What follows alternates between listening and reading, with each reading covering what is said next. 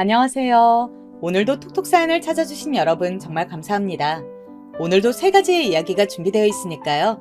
나가지 마시고 끝까지 집중해서 들어주세요. 그럼 바로 시작해 볼게요. 저는 톡톡 사연 한이입니다.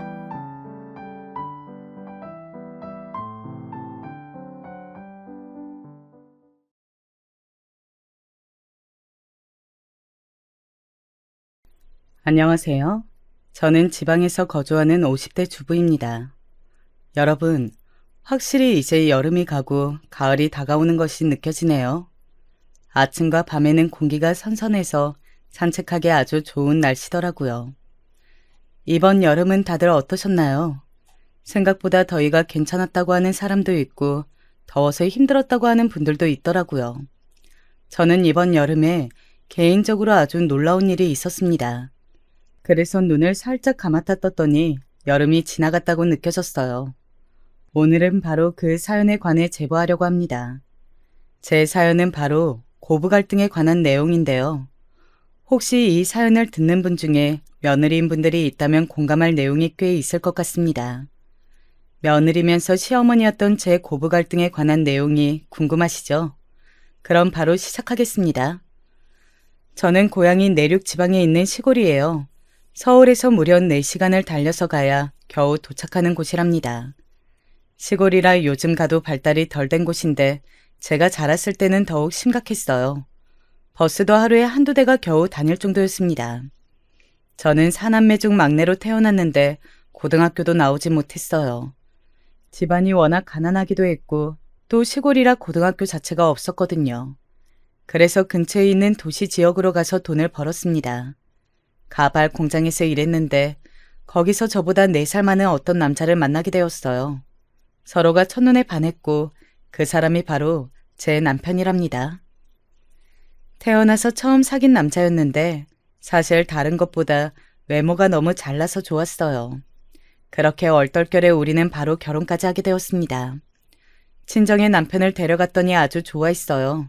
키도 크고 훤칠했고 무엇보다 막내딸이 결혼한다니까 부모님이 경사라고 하셨죠. 막내였던 저와 달리 남편은 무려 6남매 중 장남이었습니다. 그 시절엔 다들 그랬는데 여유로운 집이 별로 없었어요. 우리 친정은 말할 것도 없이 가난했고 시댁 또한 가난했습니다. 그래서 결혼식으로 올리고 우리 부부는 시댁에서 신혼을 시작하게 되었어요. 시댁은 주택이었는데 우리 친정만큼은 아니어도 가난한 형편이었습니다. 한 방 안에서 시동생들이 모여 잠자곤 했는데 워낙 좁아 다리를 제대로 펼 수도 없었어요. 제가 남자 형제가 하나도 없어서 처음에는 남자인 시동생들이 참 어색하더라고요. 북적거리는 집에서 익숙하지 않아 적응이 조금 힘들었습니다. 그런 저를 시아버지가 참 많이 예뻐하셨어요. 시아버지는 원래 성격 자체는 되게 무뚝뚝하고 말도 없는 분이셨습니다. 그런 분이 제가 맏며느리라고 저한테는 따뜻하게 대해주셨어요. 엄한 분이었지만 저한테는 좋으셨습니다. 반면 시어머니는 경우가 달랐어요. 오늘 제 사연의 주인공이 2명으로 좁힐 수 있는데요. 그 첫 번째 주인공이 바로 우리 시어머니랍니다. 시어머니는 저를 대놓고 안 좋아하셨어요. 다른 자식보다 장남을 많이 사랑하셨는데 그래서 제가 눈엣 가시로 보였던 것 같습니다. 저는 결혼하고 일을 그만두었는데 그래서 시어머니와 있던 시간이 남편과 보내는 시간보다 더 많았습니다. 시어머니는 저를 무려 새벽 4시에 깨우셨어요. 그리고 온 집안 식구들의 하루치 먹을 음식을 만들라고 시키셨습니다. 당신은 6시에 일어났는데 딱 일어나자마자 제가 만든 요리의 간을 보았어요. 그리고 한 번도 칭찬해 준 적이 없습니다. 짜다고 해서 물을 넣으면 싱겁다고 하고 싱겁다고 해서 소금을 넣으면 짜다고 하셨죠. 그리고 6남매의 저랑 시부모님까지 한 집에 사는 사람의 수가 많잖아요. 그러니 당연히 빨랫감도 많았어요. 특히 막내 시동생이 그때 겨우 4살이라 하루에도 몇 번씩 옷을 갈아입었습니다. 시어머니는 그 빨랫감을 저한테 다 손빨래를 직접 하라고 시키셨어요. 그래서 저는 새벽 4시에 일어나서 요리하고 식구들이 아침을 다 먹으면 정리하고 빨래를 시작하는 게 일상이었습니다. 그러면서 중간에 식구들이 집에 오면 밥을 차리고 동시에 막내 시동생을 돌보는 게 일이었어요. 제가 결혼을 한 건지 식모로 취직한 건지 알 수가 없었답니다. 하지만 이런 것들도 다 괜찮았는데 제가 제일 힘들었던 것은 바로 따로 있었어요. 그건 바로 시어머니는 저를 친정에 보내주지를 않았어요. 예, 뭐라고? 친정에 간다고? 아, 그게 무슨 말이야?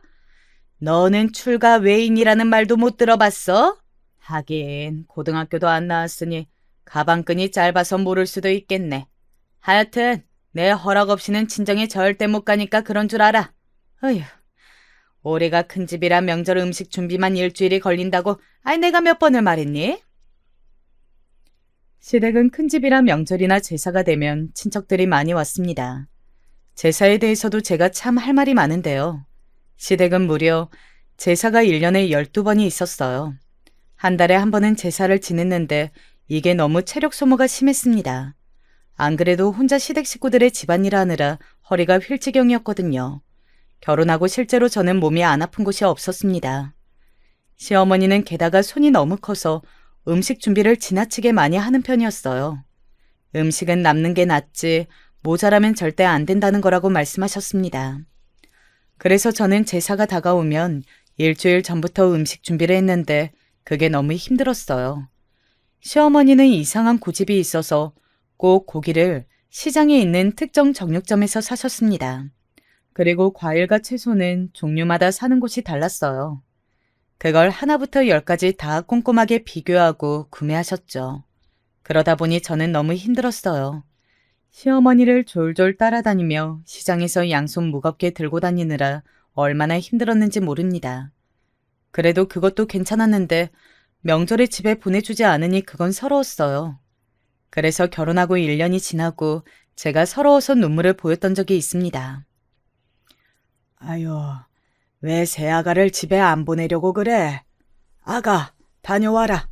혼자 음식 준비하느라 힘들었지? 괜찮으니까 가서 맛있는 것도 먹고 부모님 얼굴도 뵙고 오렴.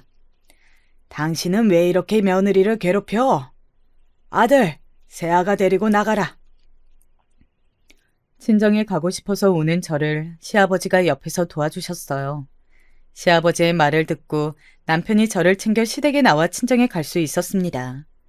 꿈만 같던 이 일이 지나고 다시 시댁에 왔더니 시어머니는 저를 투명 인간처럼 대하기 시작했어요.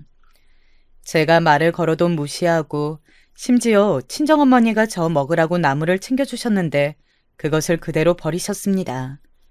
버려진 나물을 보면 너무 속상해서 혼자 많이 울었어요. 시어머니는 제가 울자 듣기 싫다고 나가서 울라고 하셨습니다. 이렇게 서럽고 속상해도 제가 버틸 수 있었던 것은 다 시아버지와 남편 덕분이에요. 시아버지는 저를 괴롭히던 시어머니와 달리 저를 많이 챙겨주셨습니다. 그리고 무엇보다 남편이 제 편이었어요. 남편은 시어머니가 저에게 구박하면 나서서 그러지 말라고 대놓고 말했거든요. 그러면 당연히 시어머니는 효자 아들이 변했다고 저를 구박하셨습니다. 그래도 저는 이래도 저를 싫어하고 저래도 저를 싫어하면 차라리 남편이 막아주는 것이 좋더라고요.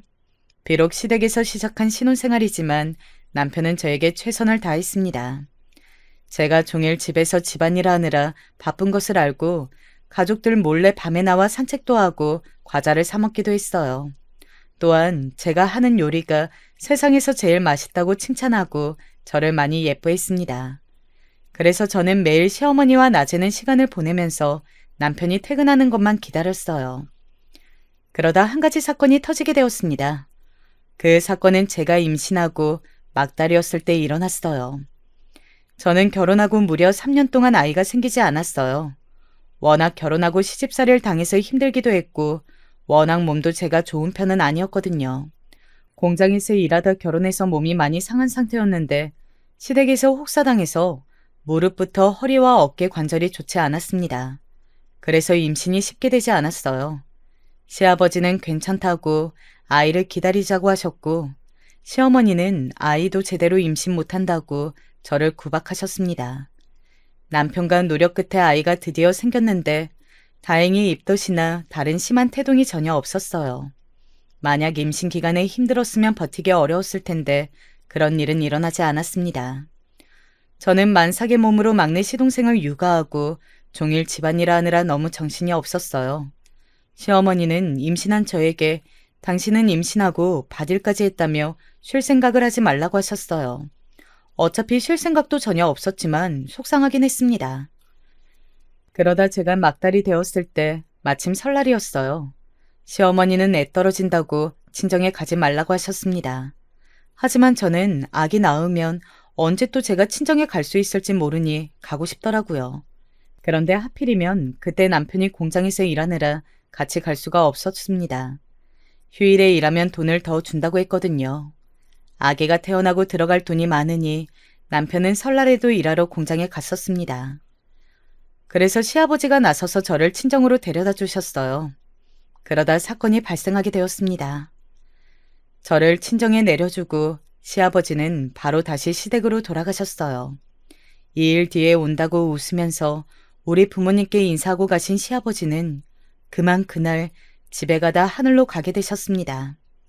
설날이라 도로에 차가 많았는데 전복사고가 일어났거든요. 저 망할년이 전염 때문에 내 남편이 죽었어. 아이고 불쌍한 내 남편. 야 이년아 내 남편 살려내.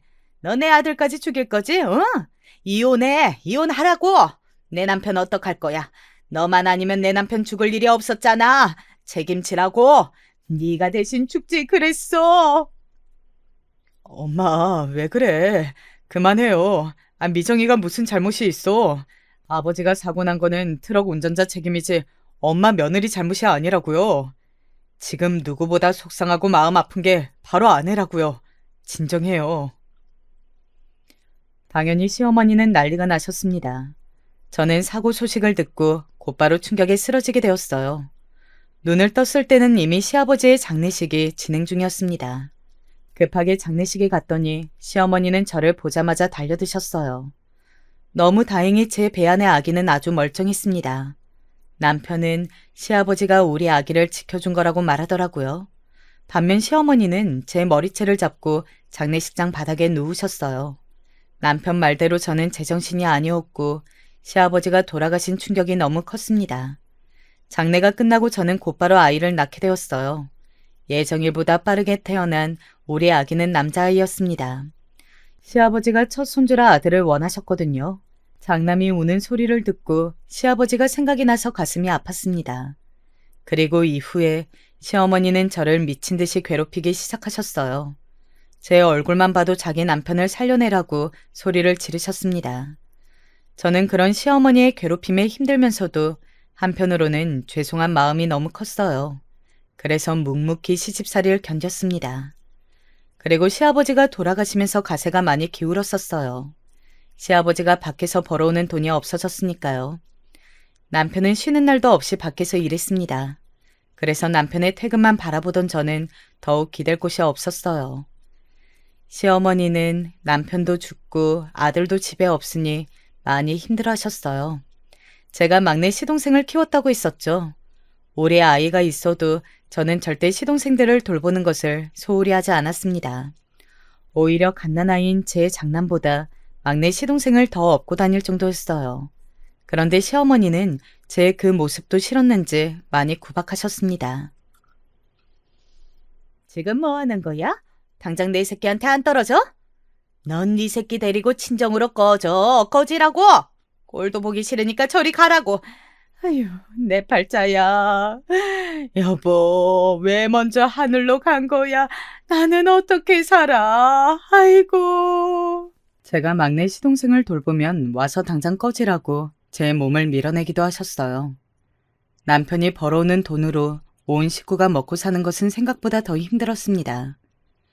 게다가 우리 아들이 신생아라 들어가는 비용도 많았는데 진짜 기저귀 비용이 너무 비쌌어요. 그래서 한 푼이라도 아끼고 살았는데 문제는 또 시어머니셨습니다. 시어머니는 시아버지가 돌아가시고 술에 의존하셨어요. 본인이 너무 힘드니까 종일 소주를 그렇게 드셨습니다. 차라리 술버릇이 없으면 그나마 괜찮았을 텐데 시어머니는 술이 들어가면 계속해서 비속어를 사용하셨습니다. 시동생들도 있는데 쌍욕을 하며 허공에 대고 소리를 지르기도 하셨어요. 나중에는 저한테 시동생들이 무섭다고 와서 울 정도였습니다. 저는 그런 시어머니가 이해가 안 되면서도 안쓰러운 마음도 들었어요. 소주가 몸에 좋지 않으니 일부러 숨겨둔 시어머니는 금세 찾아내셨습니다. 우리는 배가 고파서 쌀도 마음껏 먹지 못했는데 시어머니는 소주를 물처럼 드셨어요. 나중에는 슈퍼에서 우리 어머니에게 술을 팔지 않을 지경이었습니다. 워낙 소주를 먹고 밖에서도 시비를 걸고 다니니까요. 세대, 내가 진짜 안쓰러워서 그냥 노파심에 얘기하는 거야? 아직 나이도 어리니까 새 인생 살아, 응? 저 집에서 남은 인생 계속 살 거야? 아휴, 안타까워. 그냥 애 버리고 도망가라니까. 에이, 어떻게 그래요. 그리고 이미 아시겠지만 시아버지가 저 때문에 돌아가셨잖아요. 그래서 저는 시어머니가 안쓰럽기도 해요. 걱정해 주셔서 감사합니다. 동네 주민들은 저를 보면 그렇게 안쓰러워하셨어요. 워낙 시어머니 성격이 좋지 않아 동네에서 유명했거든요. 이렇게 힘들지만 애써 버티면서 살았는데 그러다 사건이 하나 발생하게 되었습니다. 이 사건이 제 인생에 가져온 의미가 참 커요. 오늘 제가 제보한 사연의 첫 번째 토대가 되는 사건이랍니다. 장남이 3살이 되었을 때 얘기예요. 남편은 여전히 저에게 다정하고 늘 제가 먼저였어요. 반쯤 미친 시어머니를 모시고 살며 힘들어도 시동생들 커가는 모습을 보며 뿌듯했습니다. 다행히 시동생들은 멀쩡해서 저를 2번째 엄마처럼 생각했어요. 제가 아가씨들과 도련님의 학교에 시어머니 대신 학부모 상담에 갈 정도였습니다. 남편과의 사이도 아주 좋았어요. 그래서 우리 부부에게 둘째 아이가 찾아왔습니다. 임신 소식을 알고 저는 기쁘면서도 걱정이 되었어요. 안 그래도 가난해서 콩나물 하나를 사더라도 벌벌 떨고 있었거든요. 그런데 식구가 한 명 더 늘면 그건 조금 힘들 것 같았습니다. 그래도 우리 부부에게 찾아온 생명을 포기할 수는 없었어요. 남편은 임신 소식을 듣더니 아주 기뻐했습니다. 본인이 더 일을 늘려서 돈을 벌어오겠다고 했어요. 실제로 남편은 무리해서 일을 여러 개를 하기도 했습니다. 둘째를 임신해서도 저는 시댁의 집안일을 당연하게 도맡아서 했어요. 이제는 익숙해진 상태라 아무렇지도 않았습니다. 그러다 사건은 제가 둘째를 낳고 일어나게 되었어요. 둘째의 성별은 바로 딸이었습니다. 남편과 저는 자식들의 성별에 크게 관심이 없었어요. 그냥 우리 사이에 아이가 있다는 것 자체가 기뻤습니다. 그런데 아이를 낳고 시어머니의 태도가 놀라웠어요. 사실 첫째 때 하필 시아버지가 돌아가시고 나와서 시어머니가 우리 장남도 미워했거든요. 그런데 둘째 때는 의외로 싫어하는 티를 내지 않았습니다. 병원에 와서 아이를 보고 가기도 했어요. 그래서 저는 속으로 어머님이 이제 저를 가족으로 받아주는 줄 착각하게 되었습니다. 그러다 시어머니가 먼저 저에게 말을 건네셨어요. 아이를 낳았으니 친정의 남편과 둘이 다녀오라고 하셨습니다. 하지만 갓난아이를 데리고 먼 친정까지 가는 것이 어려워서 제가 거절했어요. 그런데 시어머니는 계속 괜찮다고 빨리 다녀오라고 하시더라고요. 마침 우리 부모님도 저를 많이 보고 싶어 하셨어요. 그래서 아이를 낳은 저는 남편과 친정으로 가서 3일을 지내고 돌아왔습니다. 확실히 엄마가 해준 밥을 먹으니 몸의 회복도 빠른 편이었어요. 남편과 둘이 시어머니가 변했다고 좋아했습니다. 친정 부모님은 시어머니에게 드리라고 따로 선물까지 챙겨주셨어요. 그렇게 시댁에 도착했는데 저는 믿을 수 없는 광경을 보게 되었습니다. 어머니, 저 왔어요. 아이고, 우리 아들. 엄마랑 아빠 없이 할머니랑 삼촌들 말 잘 듣고 있었어? 어머니, 아기는요? 참, 우리 부모님이 어머님 드시라고 이렇게 선물도 많이 챙겨주셨어요. 형수님, 어떡해요? 너무 죄송해요. 우리도 엄마가 이럴 줄은 전혀 몰랐어요. 우리가 대신 죄송해요. 이걸 어떡하면 좋아요? 엄마가 아이를 본다고 해서 알겠다고 했는데 아이를 어디에 버리고 왔나 봐요. 아이가 없어요. 저는 시동생의 말을 듣고 너무 놀라 그 자리에서 굳었습니다. 바로 제가 낳은 둘째가 집에 없었습니다. 시어머니는 너무 태연하게 거실에서 소주를 마시고 있었어요. 시동생들은 엉엉 울며 아이를 아무리 찾아도 없다고 했습니다. 남편도 화가 나서 어머님에게 울며 소리쳤어요. 하지만 시어머니는 너무 당당했습니다. 저는 온몸이 떨리고 과호흡이 오기 시작했어요. 머리가 너무 아파서 제대로 서 있을 수도 없었습니다. 남편이 우리 둘째를 어디에 버렸냐고 해도 시어머니는 소주만 마셨어요. 소주를 빼앗으니 시끄럽다고 방문을 닫고 방으로 들어갔습니다. 급한 대로 남편은 집을 나갔어요. 저도 겨우 정신을 차리고 장남을 시동생들에게 맡기고 그대로 밖에 나왔습니다. 다행히 놀이터에 앉아있던 동네 주민들이 엉엉 우는 우리 부부를 보고 말씀하셨어요. 아이고, 저 봐. 내가 그럴 줄 알았어. 세댁. 내가 어제 안 그래도 그 집 할머니가 신생아 데리고 어디 가길래 이상하다고 생각했어. 아직 100일도 안 됐잖아. 아기를 제대로 싸매지도 않고 무슨 장난감 들고 가듯이 들고 가더라?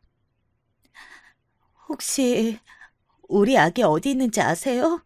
어떡해요. 걸을 수 있는 애도 아니고 지금 태어난 지 한 달도 안 됐어요. 제발 어디서 마지막으로 보셨는지 알려주세요. 네? 어떡해요. 어디로 갔는지는 모르겠는데. 혹시 모르니까 저기 우리 언덕 위에 있는 보육원에 가봐. 경찰서랑 여기저기 돌아다녀야 찾을 수 있으니까 우리도 도울게. 같이 가자. 응? 울지 말고. 아이고, 안타까워. 다행히 동네 주민들까지 나서서 우리를 도와주셨어요. 그리고 우리 둘째 딸은 정말 주민의 말대로 보육원에 있었습니다. 보육원 원장님 말로는 우리 딸이 현관 앞에 버려져 있었다고 하더라고요. 심지어 아무런 정보도 없이 덩그렇게 놓여 있었다고 합니다. 그래서 본인도 일단 데리고 있었다고 해주셨어요. 제가 낳은 아이니까 저는 당연히 우리 아이를 알아보았습니다. 그렇게 아이를 찾아서 시댁으로 데려갔어요. 시동생들은 본인들이 대신 미안하다고 엉엉 울었습니다. 그리고 남편도 제 앞에서 무릎을 꿇고 빌었어요. 그런데 저는 도저히 시어머니와 더 같이 살 수는 없다는 결정을 내리게 되었습니다. 남편은 아무 잘못이 없었지만 우리 아이까지 버리고 저렇게 태연하게 소주를 마시는 시어머니를 용서할 수 없었어요. 아무리 제가 미워도 아이를 버리는 행위를 어떻게 제가 버티겠어요. 그리고 저런 상태의 시어머니와 살면 앞으로가 더 걱정되었습니다. 그래서 남편에게 제가 먼저 이혼하자고 얘기를 꺼내게 되었어요. 남편은 엉엉 울며 한 번만 용서해달라고 했습니다. 본인이 다 잘못했다고 차라리 독립해서 살자고 하더라고요. 그런데 저는 이제는 그냥 시어머니와 인연 자체를 끊고 싶었어요. 그리고 이 사실을 친정에게 알렸더니 친정 부모님도 당장 이혼하라고 해주셨습니다. 남편은 저에게 결혼하고 이혼할 때까지 한 번도 잘못한 적이 없어요. 저한텐 늘 최선을 다했고 저도 남편 덕분에 미친 시어머니여도 참고 버틸 수 있었습니다. 그런데 저를 넘어서 우리 아이들한테까지 피해가 가니까 그걸 버티기는 힘들더라고요. 남편은 마지막까지 울면서 저를 붙잡았습니다. 하지만 제 마음은 굳건했어요. 사실 시동생들도 착한 사람들이었거든요. 시동생들도 저를 말리면서 본인들이 엄마를 요양원에 보내겠다고 말했습니다. 그런 행동들이 고마웠지만 저는 이미 지친 상태였어요. 그래서 그렇게 우리 부부는 합의로 이혼하게 되었습니다. 아이들은 제가 데려가는 곳으로 합의했어요. 그리고 저는 이사해서 친정과 가까운 지역으로 가게 되었습니다. 그때 장남의 나이도 어렸고 둘째는 심지어 신생아라 얼마나 고생했는지 몰라요. 남편은 우리가 비록 이혼했지만 인연의 끈을 끊는 것은 안 된다고 위자료를 매달 보내주었어요. 하지만 남편 돈으로 시댁을 먹여 살리고 있는 것을 제가 누구보다 잘 알고 있었습니다. 그래서 많은 돈을 받지는 못했어요. 실제로 남편이 돈을 많이 버는 것도 아니었고요. 남편에게 소액의 돈을 매달 받기는 했지만 그걸로 저 혼자 두 아이를 키우는 것은 너무나도 무리였습니다. 그래서 저는 급한 대로 시장에 가서 무작정 일을 구했어요. 갓난아이를 업고 이혼했다고 일자리를 찾으니 제가 안쓰러웠는지 바로 일을 구할 수 있었습니다. 다행히 너무 좋은 사장님을 만나게 되었어요. 시장 안에 있는 반찬 가게에서 저는 일했습니다. 사장님은 우리 아이들을 매우 예뻐하셨어요.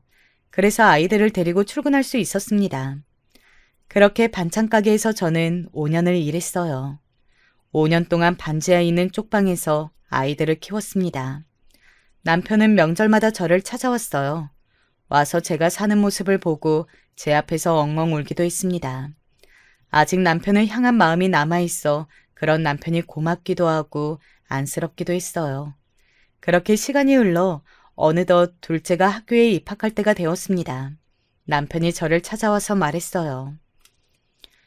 여보, 나 인도에 가게 되었어. 가서 돈 벌면 많이 준다고 하더라고. 그래서 이제 몇 년은 못 올 거야.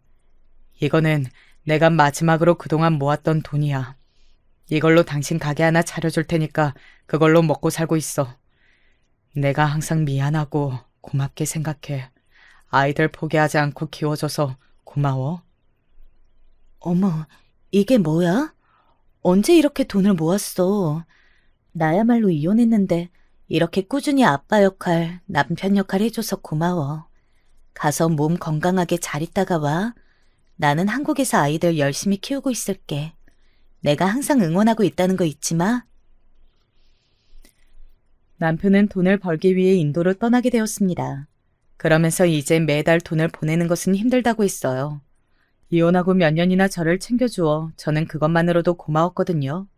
그런데 남편은 제가 가게를 열 수 있게 목돈을 주고 떠났습니다. 그 돈으로 저는 아이들 학교 앞에 작게 분식집을 열었어요. 아주 작은 공간이 있고 겨우 7평 정도 되는 크기였습니다. 거기서 혼자 김밥과 라면, 떡볶이를 팔았어요. 우리 아이들 학교 바로 앞이라 걱정도 덜 되었습니다. 아침부터 밤까지 열심히 분식을 만들어 팔며 아이들을 키웠어요. 반지하에서 탈출해서 빌라였지만 작게 우리 세 식구가 살 공간도 마련할 수 있었습니다. 장남은 유난히 남편을 쏙 빼닮았어요. 누가 봐도 남편의 얼굴이 가득한 장남은 운동에 소질이 있었습니다. 축구를 워낙 좋아해서 어릴 때부터 공을 가지고 놀았거든요. 그래서 장남은 축구 선수가 되는 것이 꿈이었습니다. 저는 운동에 그렇게 돈이 많이 들어가는지 전혀 몰랐어요. 그냥 실력이 제일 중요한 줄 알았습니다. 그런데 진지하게 운동 쪽으로 가려면 돈이 많이 든다고 하더라고요. 그래서 분식집을 하면서 저는 부업까지 하게 되었습니다. 제가 시댁에서 혼자 집안일 하느라 손재주가 좋았거든요. 시어머니에게 구박받으며 손바느질을 터득해서 수선으로 부업도 했어요. 그리고 인형에 눈 붙이는 것도 하고 새벽에 분식집에 가기 전에 신문 배달도 했습니다. 티끌모아 태산이라고 하죠. 먹고 싶은 것을 먹지 못하고 옷도 몇 벌로 돌려 입었어요. 그렇게 돈을 모아 장남을 지원했습니다. 다행히 장남은 제가 지원해줬더니 실력이 많이 늘었어요. 다만 장남을 그렇게 지원하느라 둘째 딸에게 상대적으로 소홀해서 미안한 마음이 들었습니다. 우리 착한 딸은 집안 형편을 이해하고 오빠에게 더 지원해주라고 하더라고요. 이렇게 천사 같은 남매를 얻어 저는 힘들어도 행복했습니다. 지옥 같던 시간도 결국 다 흐르더라고요. 확실히 아무리 형편이 어려워도 시어머니처럼 옆에서 사사건건 저를 괴롭히는 사람이 없어 심적으로 좋았습니다. 어느덧 아이들은 자라 성인이 되었어요. 하루를 열심히 살다 보니 아이들이 훌쩍 컸습니다. 장남은 축구 선수가 되었고 둘째 딸은 교대에 입학했어요. 혼자 분식집을 운영하며 참 많은 일이 있었습니다. 그럴 때마다 나중에 분명 웃을 날이 올 거라 혼자 생각하며 버텼어요. 그랬더니 진짜 아이들이 너무 잘 자라주었습니다. 그리고 전 남편은 소식이 완전히 끊겼어요. 인도로 떠나고 2년 정도는 그래도 1년에 한 번은 저를 찾아왔습니다. 그런데 그 이후로는 아예 소식을 들을 수가 없었어요. 이혼하고 저는 시댁과 아예 연락이 끊어서 물어볼 사람도 없었습니다. 저는 전 남편에게 안 좋은 기억은 없었거든요. 그래서 사실 혹시 죽었나 생각도 했습니다. 만약에 죽은 거라면 곱게 보내주고 싶었어요. 그런데 우연히 셋째 시동생과 연락이 닿게 되었습니다. 형수님, 와, 이게 도대체 얼마만이에요? 그동안 잘 지내셨어요? 형수님이 우리 형하고 이혼하고 우리가 얼마나 속상했는데요. 형수님, 우리 형제들이 참 많이 그리워했어요. 그리고 어머니는 작년에 돌아가셨어요. 돌아가시기 전에 형수님을 찾았는데 일부러 연락하지 않았어요. 도련님, 아니, 이제 서방님이시네요. 그러셨구나. 어머님은 잘 보내드렸어요? 이제는 저도 시간이 흘러 다 용서했어요. 괜찮아요. 그나저나 혹시 지금 남편하고는 연락이 되나요? 인도로 간 것은 저도 아는데 그 이후로는 소식이 끊겨서 걱정했어요. 형이요? 우리한테도 연락을 자주 하는 사람은 아니라서 잘은 몰라요. 그런데 그래도 인도에서 나름 잘 살고 있는 것 같아요. 확실하게는 모르지만 일단 한국은 아닌 것 같아요. 귀국하면 제가 물어볼게요. 형수님도 그때까지 편안하게 지내시고 이제 우리 종종 만나요. 오랜만에 본 서방님은 아주 잘 자라서 결혼까지 했더라고요. 시어머니가 저를 괴롭혔던 거지 시동생들과 사이는 나쁘지 않아서 반가웠습니다. 그리고 저를 그렇게 괴롭혔던 시어머니가 돌아가셨다는 소리를 들었어요. 이상하게 막 기쁜 마음은 들지 않았습니다. 그저 하늘에서는 부디 본인 마음이 편하길 바랐어요. 그리고 남편은 인도에서 여전히 지내고 있다는 소식을 들었습니다. 그 말을 듣고 약간 서운한 마음이 있기도 했어요. 잘 살고 있다니 다행이었지만 저와 우리 남매를 잊은 건가 생각도 들었죠. 제가 이 얘기를 언니에게 했더니 이미 이혼했으니 남편을 놓아주라고 하더라고요. 부부의 연이 끊겼으니 이제 남이라고 언니는 말했습니다. 그 말이 정답인데 왜 이렇게 속상했는지 모르겠어요. 서방님과 언니의 말을 듣고 저는 그렇게 천천히 남편을 마음속에서 놓아주었습니다. 시간이 흘러 장남은 축구선수로 활약하기 시작했어요. 비록 국가대표 자리에는 오르지 못했지만 그래도 본인의 꿈인 축구선수로 사니까 참 행복해 보였습니다. 딸도 교대를 졸업하고 초등학교 선생님이 되었어요. 특히 딸한테는 지원도 잘 못해줬는데 미안하고 고마웠습니다. 아이들이 자라서 자기 직업을 가지다니 참 감회가 새롭더라고요. 남편하고 연락이 닿아 이렇게 잘 자란 아이들을 보여주고 싶었습니다. 저는 분식집을 운영하면서 정기 휴일이 없었어요. 집에서 쉬면 오히려 불안한 마음이 들더라고요. 하루라도 나가서 김밥을 팔면 돈이 조금이라도 생기니까 그걸로 아들과 딸에게 조금이라도 더 맛있는 것을 사주고 싶더라고요. 그래서 열심히 일해서 돈을 벌어 마침내 조그만 아파트도 얻을 수 있었습니다. 그리고 장남이 어느 날 결혼한다고 며느리를 집으로 데려왔어요. 이 며느리가 오늘 제 사연의 핵심 인물이랍니다. 며느리의 첫인상은 아주 좋았어요. 참하고 예쁘고 상냥했습니다. 며느리는 비록 직업은 없어도 사람이 참 착해 보였어요. 어머님, 안녕하세요. 지나가다 어머님 생각이 나서 들렸어요. 제가 설거지라도 할까요? 어머님, 힘드시죠? 여기 음료수 사왔으니까 이거 드시면서 하세요. 어머, 세아가, 아니야. 내가 어떻게 남의 집 귀한 딸한테 일을 시키니? 이렇게 나 보러 와준 것만으로도 너무 좋다. 나는 아무것도 도와주지 않아도 돼. 혼자 워낙 오래 일해서 괜찮아. 하나도 힘들지 않아. 며느리는 심지어 결혼 전에 우리 가게에 와서 일을 도왔어요. 저는 워낙 시어머니에게 시집살이를 혹독하게 당했으니 절대 내 며느리를 괴롭힐 생각은 없었습니다.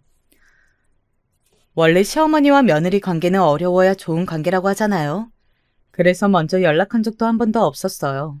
그저 우리 장남하고 둘이 사이가 좋게 오래 살면 그게 효도라고 생각했습니다. 그런데 며느리는 어찌나 착한지 제가 혼자 일한다고 하니까 와서 종종 돕겠다고 했어요. 물론 그렇다고 제가 일을 시킨 적은 한 번도 없습니다. 아들한테 듣기로 며느리 친정이 형편이 좋지 않다고 하더라고요. 빚도 꽤 많은 것 같았습니다. 며느리도 직업이 없이 그냥 카페에서 아르바이트하며 지내고 있었어요. 그래서 결혼할 때 우리가 모든 돈을 부담하게 되었습니다. 제가 평생 분식집을 운영하며 힘들게 모았던 적금을 보태 신혼집도 마련해 주었어요. 딸의 결혼자금 조금만 남기고 모두 장남의 결혼에 보탰었습니다. 그렇게 결혼한 장남 부부는 처음에는 얼마나 보기 좋았는지 몰라요. 그런데 한 가지 결혼 전에는 몰랐던 사실이 있습니다. 며느리가 저한테 먼저 다가오는 것 자체가 정말 고마웠어요.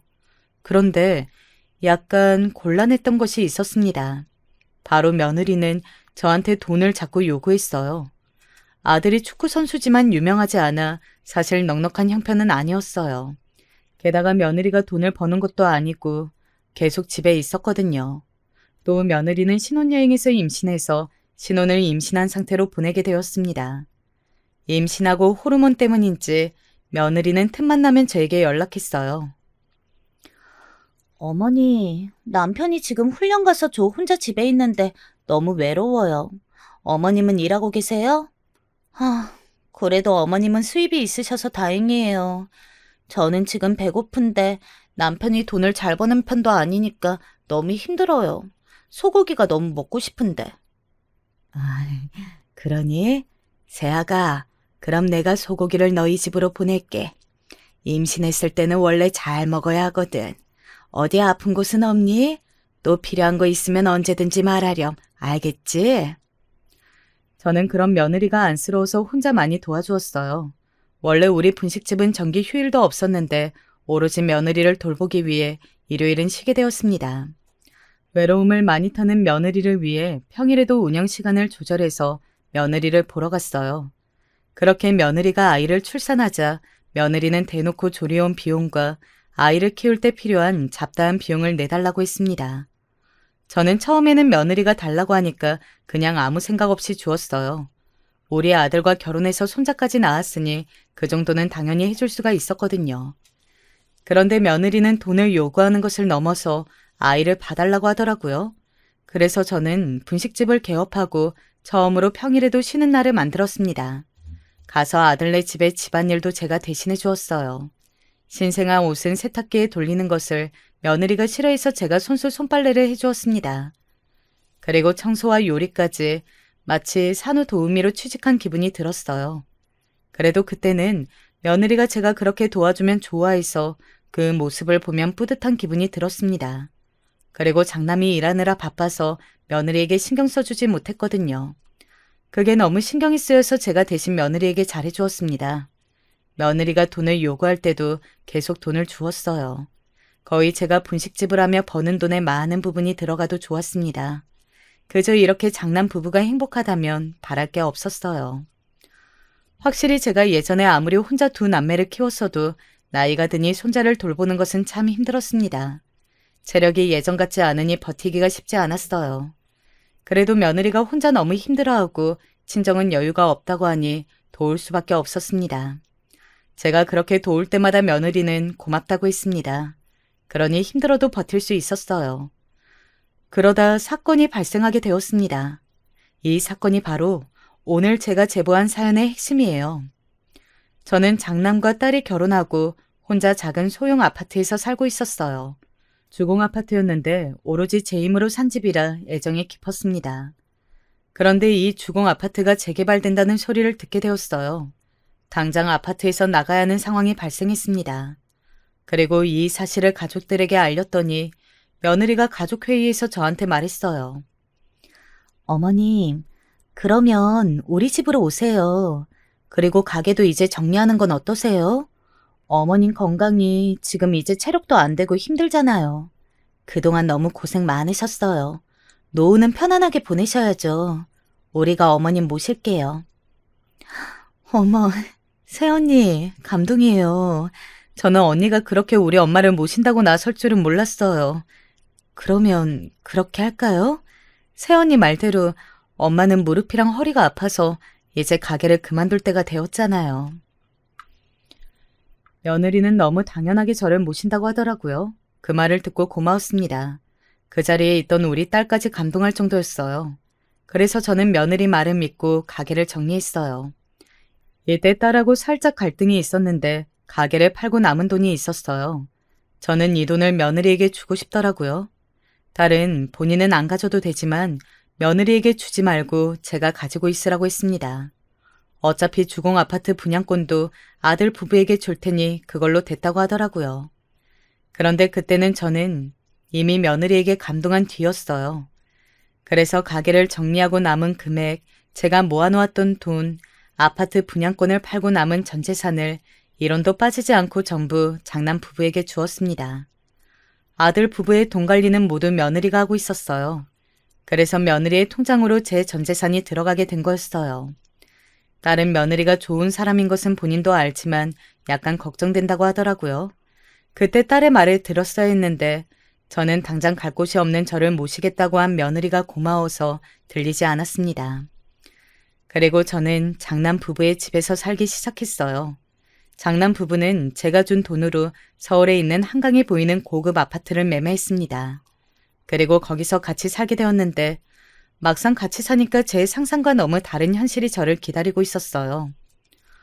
원래 며느리는 제가 집안일을 대신해주면 말렸었어요. 어머님 굳이 고생하지 말라고 했었죠. 그런 태도에 제가 나서서 오히려 하고는 했었습니다. 그러면 며느리는 고맙다고 꼭 말했어요. 그런데 막상 같이 살기 시작하니까 저한테 집안일을 모두 시키기 시작했어요.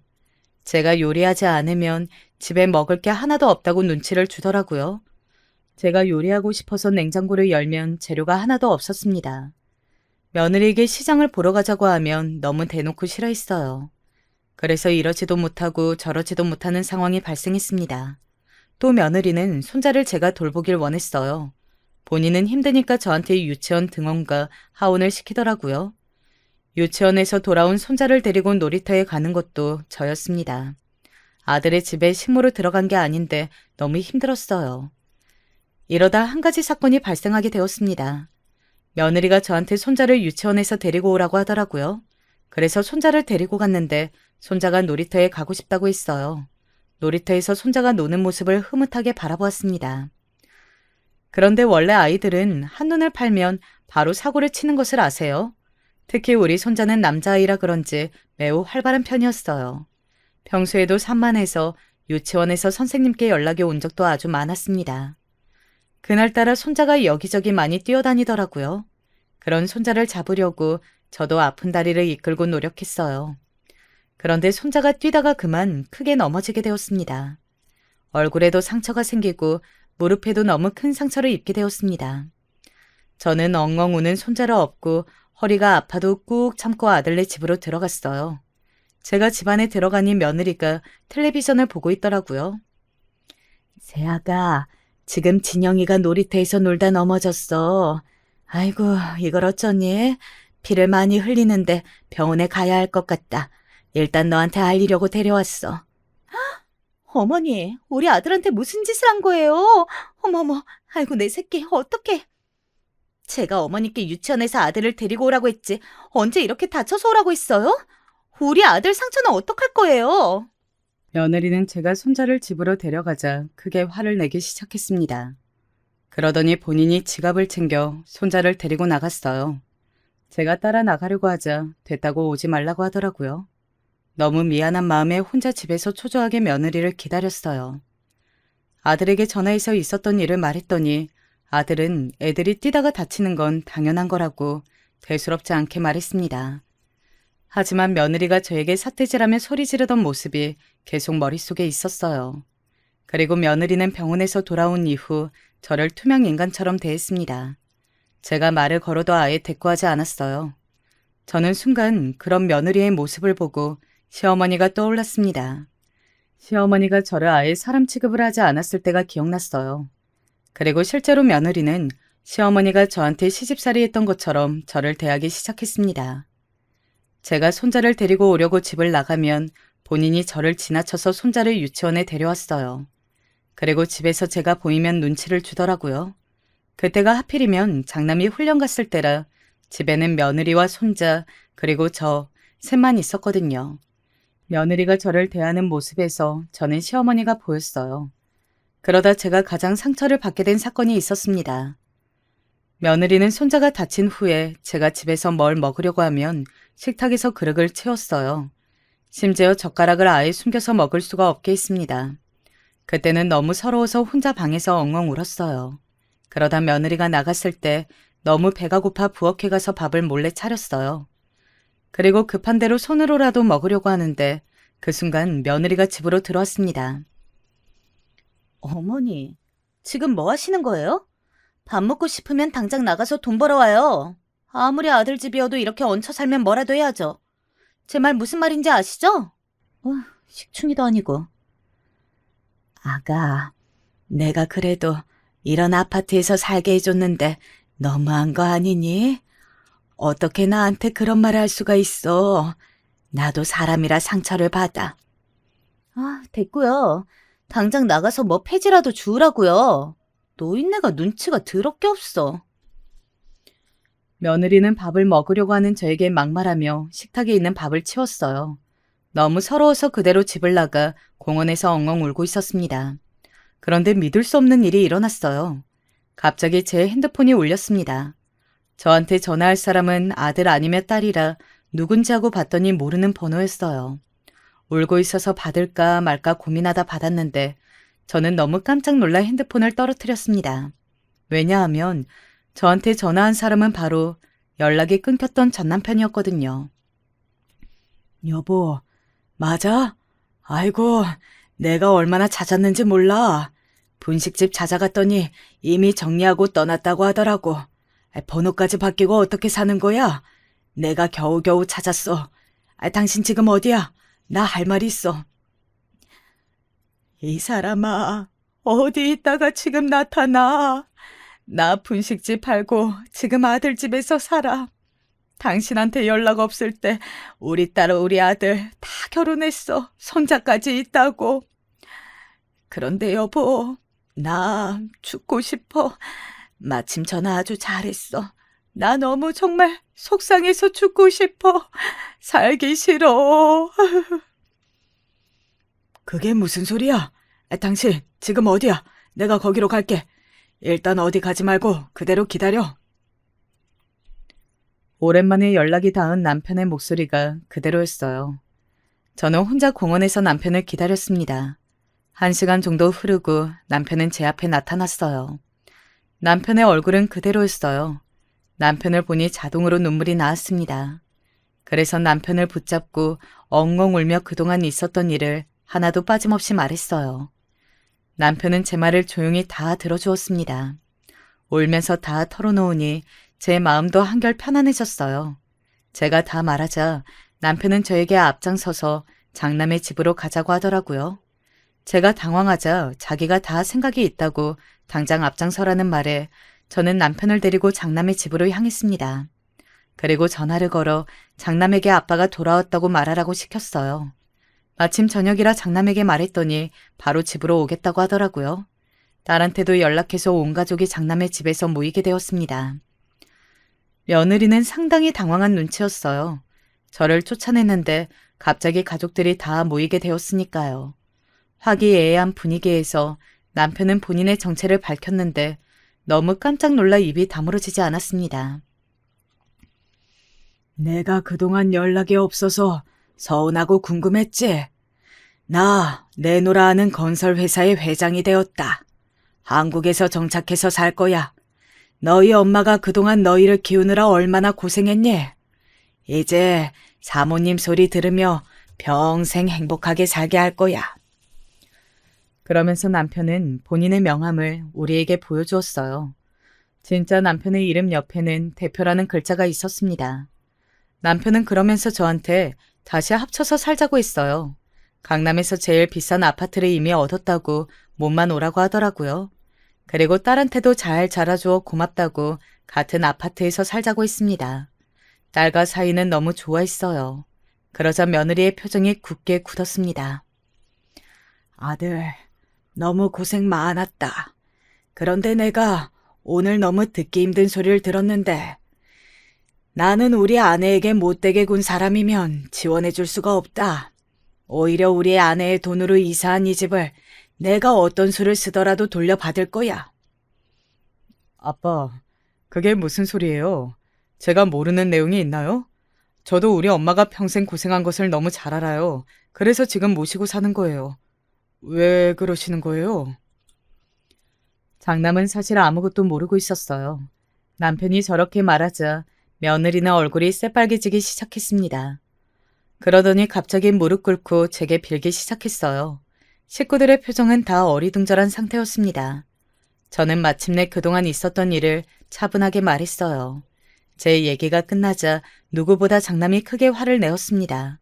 그리고 며느리는 자기가 미쳤었다고 사죄하기 시작했어요. 하지만 이미 늦었습니다. 그 뒤로 실제로 딸은 남편에게 많은 유산을 받았어요. 그리고 장남 부부는 이혼하게 되었습니다. 장남은 며느리가 저한테 그런 짓을 했다는 것에 많이 충격을 받았어요. 그리고 이런 사람하고 더는 못 살겠다고 이혼 절차를 밟았습니다. 며느리는 본인이 잘못했다고 빌었지만 가족 중 누구도 신경 쓰지 않았어요. 그리고 저는 지금 실제로 남편과 다시 합쳐 살고 있답니다.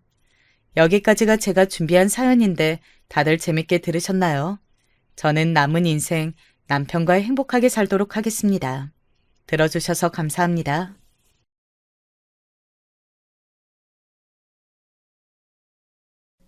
저는 예전에 한 가정이 무너지는 모습을 보면 안타깝다고 생각하면서도 한편으론 어떻게들 잘 좀 해보지, 왜 저 지경까지 갔을까 싶기도 했어요.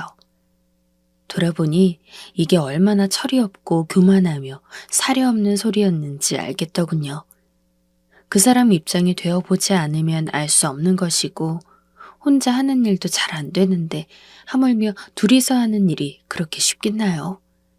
정말 철모르는 한심한 생각이었다는 걸 알게 되었는데요. 사실 저도 공짜로 철들어 알게 된 건 아니고 제가 직접 피 흘리는 경험을 했기 때문에 깨닫게 되었어요. 저와 남편은 CC로서 대학 때 내내 연애를 해왔고 당연한 순리인 마냥 결혼해서 잘 지내고 있었어요. 우리 둘 사이에는 아들 하나가 있고 그럭저럭 별일 없이 잘 살아왔다고 생각해요. 물론 그냥 물 흐르듯 지나온 건 아니고 그 사이에 이런저런 사건들이 있긴 했지만 둘 다 나이가 곧 60을 바라볼 즈음까지 큰 탈은 없었다는 거죠. 남들 다 겪는 시집살이 저도 있었고 부부간 성격이 안 맞아서 싸우다가 맞게 되는 이혼 위기도 아주 평범하게 겪었어요. 아들 낳아서 키우는 동안에도 어디 다치고 부러지고 사고치고 하는 걸 쫓아다니면서 수습하고 다니고 아주 바빴고요. 그때 우울증도 오고 많이 힘들었지만 어찌어찌 겨우 버티고 또 버티면서 아들 중학생 무렵에 이르게 되어 저도 사회로 나왔답니다. 그때 처음으로 마셨던 자판기 커피를 잊을 수가 없어요.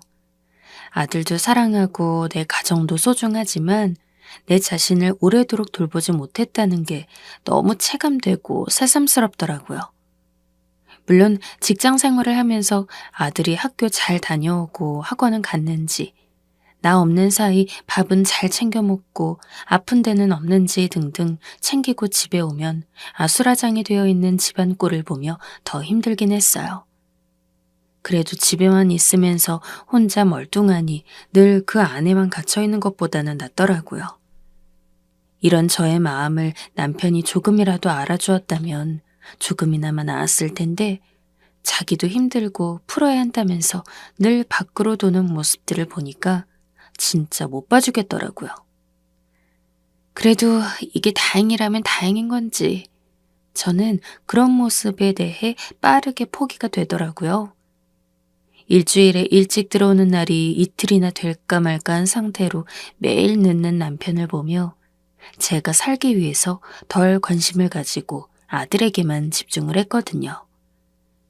결혼한 이래 아들을 낳고 난 뒤 거의 수년간을 저렇게 가정 밖으로 돌고 있으니 다시 잡아들이기도 귀찮았고 거기서 뭔 일을 치고 다니건 간에 지가 알아서 살겠지 싶은 생각밖에 안 들더라고요. 다만 내가 거기 껴서 뭔가 수습을 해야 할 일만 치지 말아라 하면서 점점 정이 떨어졌던 것 같아요. 아무튼 그런대로 아들은 계속 자라가고 시간이 한참 지나 이런 관계로도 결혼이 유지가 되긴 했더라고요. 저 무렵의 기억들이 엊그제 같은데 아들이 벌써 20대 후반이 되었고 사회 초년생이 되었으니 말이에요. 그러니 남편이나 저나 곧 60을 바라보는 참 실감 안 나는 나이가 되어버린 것 같아요. 별일 없다면 이렇게 계속해서 가정을 유지하다가 아들이 독립이건 장가건 뭐든 해서 나갈 것이고 우리 부부는 둘이 이렇게 계속 살아가겠구나 싶더군요. 그게 좋은 일인지 아니면 순리에 따르는 것인지 아니면 좀 지루한 노후가 될 건지 가끔 생각할 때가 있었는데요. 하필 그런 고민들을 그냥 스쳐가듯 어쩌다가 받아서 하고 있던 그 무렵에 참 기가 막힌 사건이 터지게 되었어요. 뭘 알고 터진 건지 아니면 터질 게 이제서야 터져버린 건지 잘 구분은 안 되지만 말이에요. 이것도 제가 알게 된 사실이었으면 즉각 어찌 반응을 했을지는 잘 모르겠어요. 그냥 덮어두었을지 아니면 다 홀랑 뒤집어서 따졌을지도 모르겠지만 타인을 통해 전해 듣게 되니까 그냥 덮고 가기는 힘들겠더라고요. 그것도 다른 사람도 아닌 아들을 통해서 듣게 된 얘기라서 그냥 멍청하게 가만히 있는 엄마로 보일 수는 없었어요. 이때 충격이 나름 좀 컸는지 저도 괜한 말이 길어지긴 했는데 아무튼 결론은 남편이 꽤 오랜 시간 동안 바람을 피우고 있었더라 하는 얘기입니다. 사실 뭐 가능성이 없는 얘기도 아니었고 어쩌면 저도 몇 번은 눈치챘을 수도 있을 법도 했지만 제가 워낙 남편에게 관심 없고 그냥 내버려둬서 제 눈에 안 들어왔을 수도 있어요. 이걸 아들이 어떻게 알게 된 거냐면 제 아빠가 핸드폰이 뭐가 고장났는지 잘 안 된다. 카톡이고 뭐고 작동이 잘 안 됐는데 이거 지우고 다시 해야 하냐 하면서 물어봤나 봐요. 아들도 썩 자기 아빠랑 친하게 지내는 타입은 아니지만 그래도 어릴 때 같이 목욕도 하고 축구도 다니고 부자간의 연대감은 어느 정도 있으니까요. 별 생각 없이 아빠 핸드폰을 받아서는 쓱쓱 만져가면서 봐주던 중 카톡 대화 목록을 보다가 좀 이상하다 싶었나 봐요. 지 딴에는 그래도 그게 엄마인 줄 알고 대화창을 열어봤는데 웬 낯선 얼굴을 한 프로필 사진의 여자였다더군요. 거기서 아빠가 늘어대는 말들을 보고 곧 30이 다 되어가는 아들 녀석이 꽤 충격을 받았나 봐요, 글쎄. 아들이 처음에는 조용히 아빠랑 얘기를 하려고 했는데 차마 아빠랑 같이 얼굴을 마주하고 말할 자신이 없었나 보더군요. 그걸 그냥 찍어서 가지고 있다가 뭔가 할 의욕이 도저히 들지 않아서 한창 고민하던 중에 저에게 털어놓은 겁니다. 아들이 찍어서 저에게 보내준 카톡 대화 내역을 보니까 진짜 가관도 아니더군요. 남편이 만나고 있는 그 여자는 대략 나이가 40대 같던데 이혼을 한 건지 미혼인 건지 아무튼 가정이 있는 여자 같지는 않았어요. 남편은 그 여자한테 이쁜이라고 부르면서 너밖에 없다는 둥, 우리 와이프는 걱정일랑 말라는 둥의 소리들을 줄줄 늘어놓고 있더라고요. 저라고 뭐 남편에게 애정이 있어서 살고 있겠냐마는 굳이 저런 말을 늘어놓으면서 딴 여자한테 애정을 갈구하는 모양새가 얼마나 기가 막히던지. 내가 이런 걸 남편이라고 데리고 살고 있구나 싶어서 억장이 받치더라고요. 안 그래도 정이 안 가고 그냥저냥 애 때문에 같이 살고 있는 인간인데 그거 말고도 또 실망할 만한 거리가 있었다니 진짜 허탈하고 기가 막힐 뿐이었어요. 마치 지하 1층을 상상했는데 지하 6층이 있는 걸 알게 된 기분이랄까요? 저도 저지만 아들이 너무 기막혀하고 한동안 자기 나가 있고 싶다며 아빠 얼굴을 보고 싶지 않다고 하더라고요. 그런데 그러기엔 제 엄마 혼자만 또 아빠랑 남아있게 되니 그것 때문에 이러지도 저러지도 못하고 말이죠. 결국 그날 남편을 호출해서 집으로 불러들였고 아들은 나가 있으라 하고 둘이 얘기를 했는데요. 글쎄, 이 인간이 진짜 보통 시궁창으로 썩은 게 아니었더군요. 같이 사는 내내 조금이라도 거슬리고 할 때마다 더 뒤집고 진작에 피를 봤어야 했던 걸까요? 너 바람 피우고 다니는 거, 그 여자랑 몇 년 된 거 네 아들이 알고 말해줬다. 어쩔 거냐는 제 말에 대응을 참 기가 막히게 하더군요.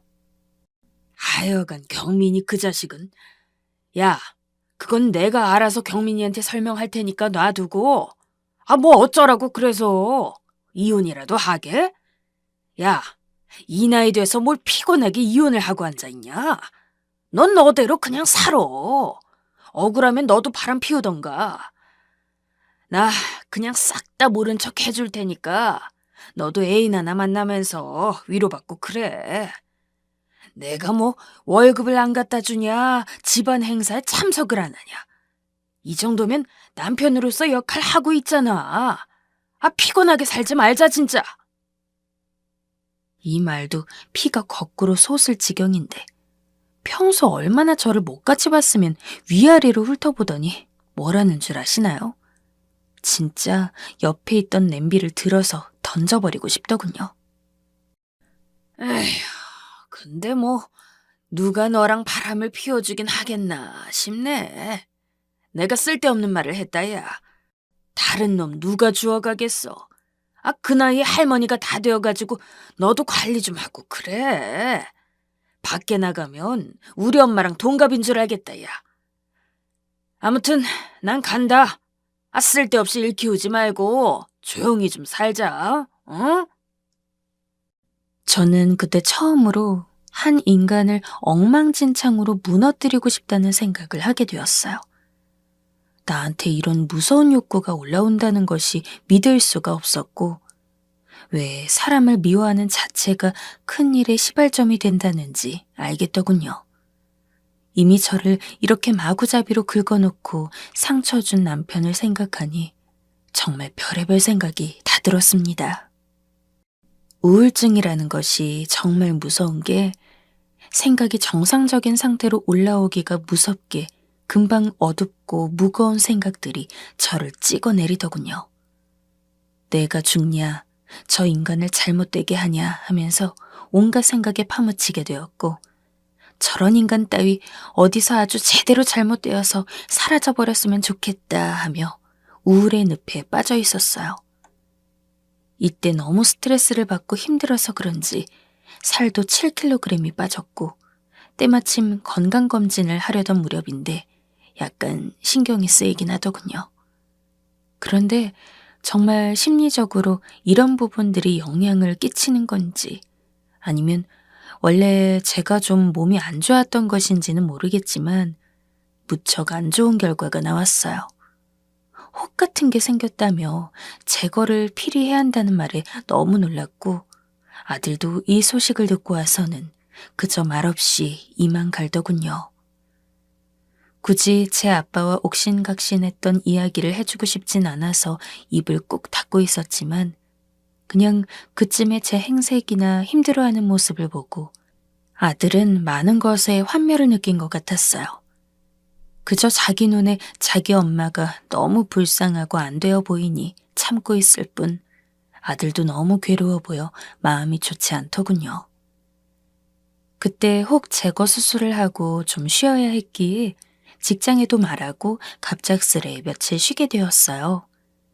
그나마 아주 크게 심한 상황은 아니었기에 지난이 좀 회복이 되어서 다시 직장에 나가게 되었는데요. 한편으론 육체적으로 좀 고생을 해서 그런지 절 정신적으로 힘들게 했던 부분에 더 깊이 생각지 못하고 잠깐 잊을 수 있어서 좀 낫더라고요. 아무튼 다시 그럭저럭 지내고 있는데 친하게 지내던 직원들이나 기존에 계시던 부장님도 왜 그렇게 얼굴이 안 좋아진 거냐고 묻더라고요. 다들 걱정해 주어서 고맙기도 하고 한편으론 정말 몇십 년을 같이 산 남편보다 여기 사람들이 훨씬 낫다 싶어 좀 서글프기도 했어요. 얼마간은 아들이 차로 저를 데리러 왔었는데 일이 갑자기 바빠져서 못 오게 되는 바람에 그냥 저는 평소대로 지하철을 타고 퇴근을 하게 되었답니다. 그런데 갑자기 부장님이 몸 그렇게 안 좋은데 어떻게 콩나물 시루 같은 지하철을 타고 밀려서 집을 가냐며 남편을 부르라는 거예요. 그 말에 다시 가슴 언저리가 좀 욱신거리긴 했지만 그냥 그 사람도 바쁘다고 제가 알아서 간다고 했는데요. 그럼 근처 정류장까지만 태워줄 테니 그 뒤론 알아서 걸어 들어가라는 거예요. 저도 이때 아직 좀 불편할 때라 마냥 마다할 수는 없어서 태워주시기에 같이 타고 왔어요. 아무래도 아들과 같이 올 때보다는 좀 어색하고 어렵긴 했지만 평소대로 일 얘기를 하면서 오니까 어쨌든 몸은 좀 편하더군요. 부장님은 저랑 비슷한 또래인지라 그나마 세대적으로 말이 좀 통하기도 했는데 한편으론 약간 조심스러운 게 몇 년 전에 이혼을 하셔서 가정과 관련된 화제는 좀 꺼내기가 그랬어요. 그런데 저도 썩 화목한 가정은 아니다 보니 그쪽에 관해선 어차피 딱히 할 얘기도 없고 그냥 비슷한 것 같더라고요. 그렇게 해서 얼마간 계속 같이 퇴근을 하게 되었는데 그러다 보니 소소하게 말도 하게 되고 그 시간이 그렇게 불편하게 느껴지지 않더라고요. 다시 아들이 데리러 온다는 것을 그러지 않아도 된다고 했고 실제로 좀 나아졌기 때문에 저는 원래대로 대중교통을 이용한다고 부장님께 말씀드렸는데요. 그에 대한 답을 듣고 약간 당황스러웠어요. 아니, 약간이 아니라 아주 많이 말입니다. 미영 씨, 내가 계속 태워다 줘도 괜찮을 것 같은데 부담스러운가? 나도 그쪽에 어머니가 사시거든. 미영 씨 태워다 주는 김에 어머니 얼굴도 보고 하니까 겸사겸사 좋더라고. 어머니도 좋아하시고 말이야. 같은 방향이니까 나쁠 거 없지 않아? 아, 그런데 아무래도 남편에게 실례겠지? 무슨 의미로 이런 말씀을 하는지 알 것도 같고 헷갈리기도 하고. 그런데 저는 왜 이 앞의 얘기들보다 마지막으로 하신 말씀이 제 마음을 요동치게 했던 걸까요? 남편에게 신뢰가 될 것 같다는 그 말에 온몸이 강하게 거부하는 반응이 일어나더라고요. 아마 제가 남편이라는 단어만 들어도 거의 발작을 할 정도로 스트레스가 심한 상태여서 그랬기도 했지만 저랑 그날리로 싸워놓고 거의 발길을 끈다시피 한 남편의 존재가 새삼 뜨겁고 매운 고춘물 마냥 떠올라서 가슴이 쓰렸어요. 그래서 저는 딱히 남편을 신경 쓸 건 아니라고 딱 잘라 말했어요. 그러면서 저도 모르게 이때 정신이 나갔던 건지 왜 부장님한테 제 얘기를 거진 다 해버렸는지 모르겠네요. 아무한테도 하고 싶지 않은 얘기였는데 지금 솔직히 속이 뒤집어지고 미칠 것 같다. 남편이랑 이런저런 일이 있는데 당장 뭘 내가 어떻게 하고 싶은 건지도 모르겠다며 말을 했어요. 이미 울 만큼 다 울고 남은 게 없을 거라고 생각했는데 하도 복장이 터지는 얘기라 그런지 또 억울한 마음에 눈물이 줄줄 흘러나오더군요.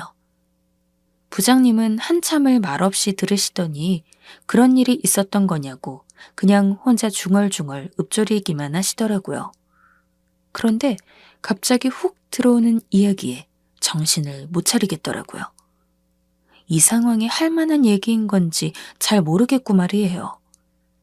이때 저도 완전히 넋이 나가 감정적으로 격해져 있던 탓이라 잘 기억은 안 나지만 축약해서 말해보자면 부장님 본인이 저에게 이전부터 사적으로 감정이 있었다는 거예요. 이런 타이밍에 말해서 미안하긴 한데 이렇게 힘들어하는 모습을 보니까 더 참고 있기가 힘들다면서 말입니다.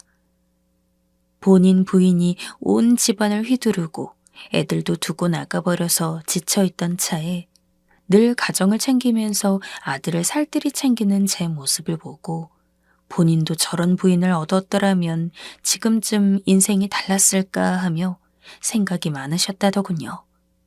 그러나 그런 생각을 하고 있는 스스로가 한심하게 느껴져서 몇 번이나 생각을 바꾸고 다르게 노력도 해오셨고 그래서 명절 때마다 우리 가족 모두를 챙기는 선물도 같이 주시곤 하셨나 봐요. 가족들끼리 좋은 시간 보내라고 하면서 같은 부서 직원들 모두를 챙겨주시기도 했고요.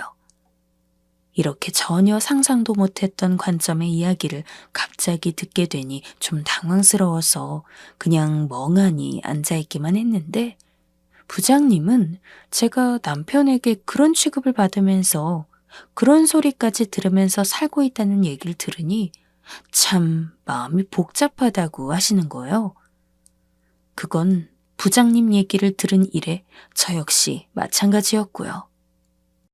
아무튼 이날은 나름의 혹을 떼려고 했던 얘기에서 왠지 혹을 더 달고 돌아온 듯한 상황이 되어 좀 머리가 아픈 상태로 집에 돌아왔어요. 부장님이 나에게 마음이 있었고 그걸 눌려왔었다니. 대체 그게 언제 어디서부터의 시점인 건지 그 생각이 자꾸 머리를 어지럽게 하더군요. 그러면서 약간 소름이 돋는 것이 남편도 이런 식으로 타인과 엮이면서 감정을 교류하다가 저런 상태까지 간 게 아닌가 싶었어요. 내가 미쳤지 싶어 얼굴을 몇 번이나 때렸는데 그러는 와중에 아들이 저에게 보내줬던 남편의 카톡 대화 내용들이 다시금 떠오르는 게 아니겠어요?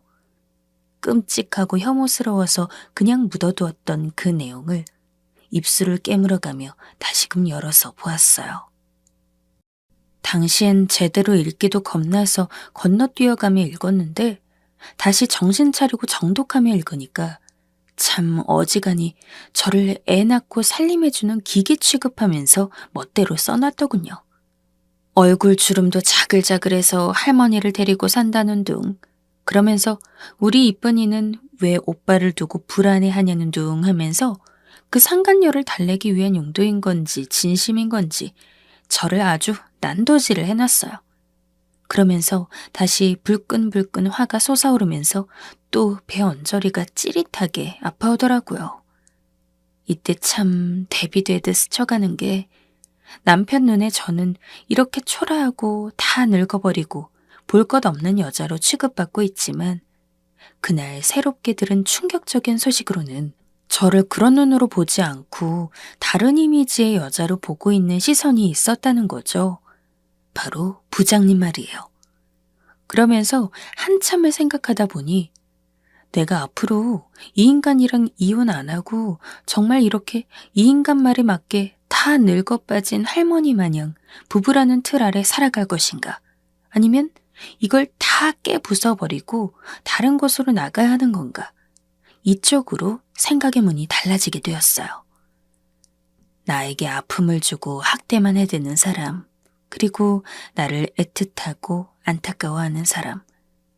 사실 똑같이 사람이고 남자인 그 인간으로 인해 죽을 것 같은 고통을 얻었지만 그런 저를 위로해주고 달리 보게 해준 것도 같은 남자이자 인간인 사람의 시선이 있었으니까요. 한편으로 내가 지금 너무 지쳐서 완전히 판단이 안 되는 상태인 것 같기도 했지만 아무튼 남편이라는 굴레가 정말 혐오스럽고 토할 것 같이 느껴졌어요.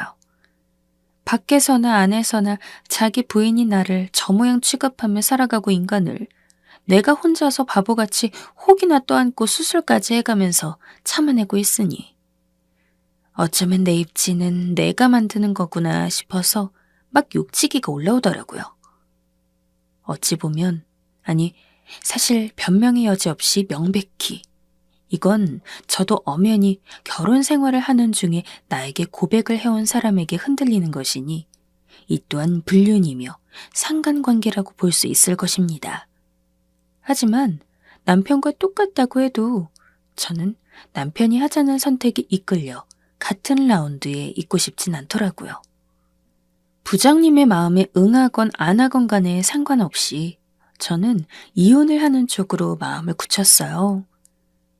부장님이야 뭐 어디까지나 차후의 일이고 제가 이혼을 결심하게 된 계기 중 한 3분의 1 정도 동기를 주셨다고 볼 수 있을 거고요.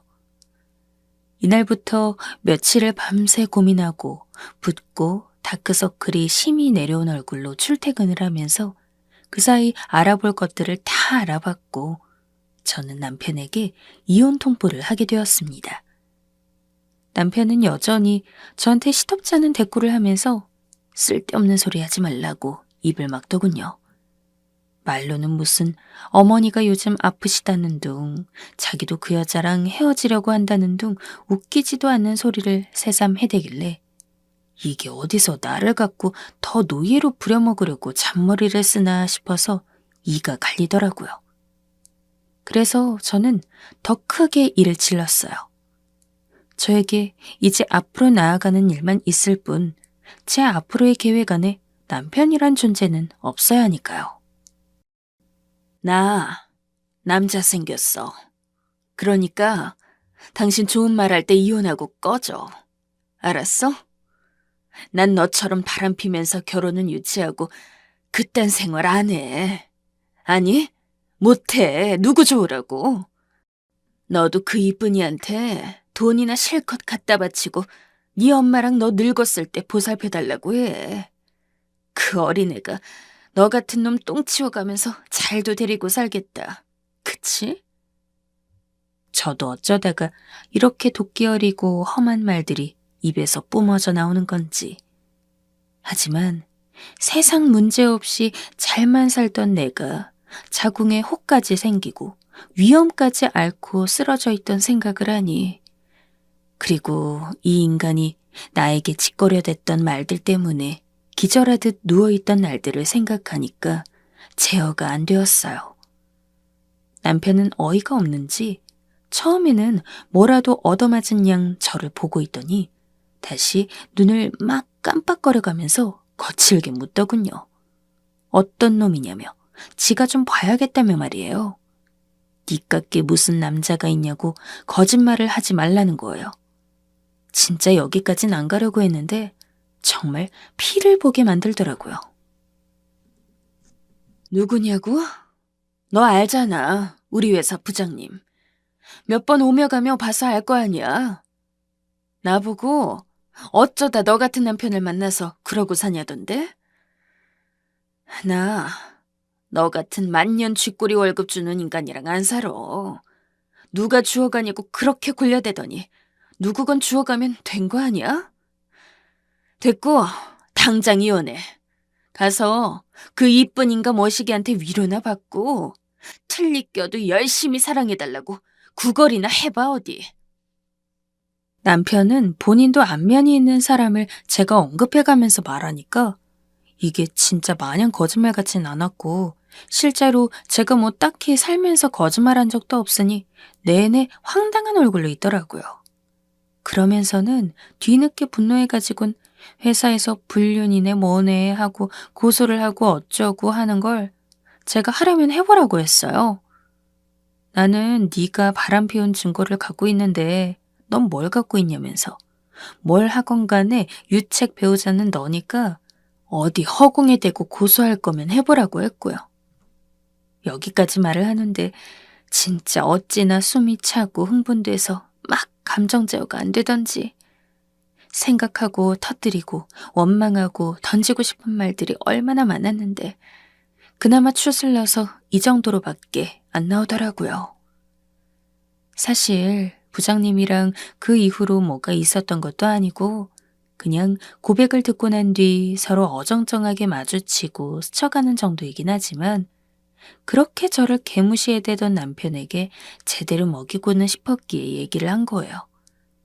이혼할 땐 하더라도 몇십 년을 같이 살고 지 자식을 낳아서 키우고 먹이고 살아온 나를 한 여자라는 개체로서 깡그리 무시하고 짓밟았던 것을 아주 피가 철철 나도록 되갚아주고 싶었어요. 뭐 이 정도로 사실 복수도 뭣도 아니긴 하지만 그냥 전 저렇게 쏟아내고 먹인 것으로 좀 속을 달래고 있어요. 어찌 보면 참 되게 소심하고 허수아비 같은 복수이기도 한데 남편 입장에선 그게 그렇지만도 않았던 것 같아요. 짓단은 마치 집에 있는 오래된 가구 마냥 헌짝 취급했던 마누라가 밖에서 지보다 돈도 많이 버는 또래 남자로부터 여자 취급을 받는다고 하니까 어이가 없었나 봅니다. 그렇게 애간장이 녹듯 구애하고 어르고 달래대던 이쁜 인간 머시기는 내팽겨치고 저한테 그렇게 난리치면서 집착을 해야 되는데 더 감당하기도 싫고 진저리가 나서 아들과 짐을 정리해서 일단 나와 있는 상태예요. 아들에게 대강 상황 얘기를 해주었더니 처음에는 황당해하고 기가 막혀하면서 뭐 그런 일이 있었냐고 하더니 자기는 엄마가 엄마 생을 사는 거 나쁘게 생각하지 않는다고 하더군요. 저는 그렇게까지 생각은 안 하고 있지만 부장님은 이후로 자기가 부담스럽게 해서 미안하다며 어떻게 얼굴을 봐야 할지 모르겠다고 하지만 진심이라면서 카톡을 길게 남기셨더라고요. 이 부분은 저도 그다지 나쁘지 않은 쪽으로 당혹스러운 부분이긴 하지만 당분간은 남편과 이혼하는 데에 집중해야 할 것 같아 뭐라고 답변을 드리기가 어렵네요. 아무튼 하루라도 빨리 남편에게서 벗어나고 싶고 새로운 인연이 있어도 좋겠지만 그렇지 않아도 좋으니 그저 좀 새로운 인생을 살아보고 싶어요. 환갑을 바라보는 나이에 늦은 것 같기도 하면서 인생에 늦은 건 없다고 새삼스럽게 또 생각을 하게 됩니다.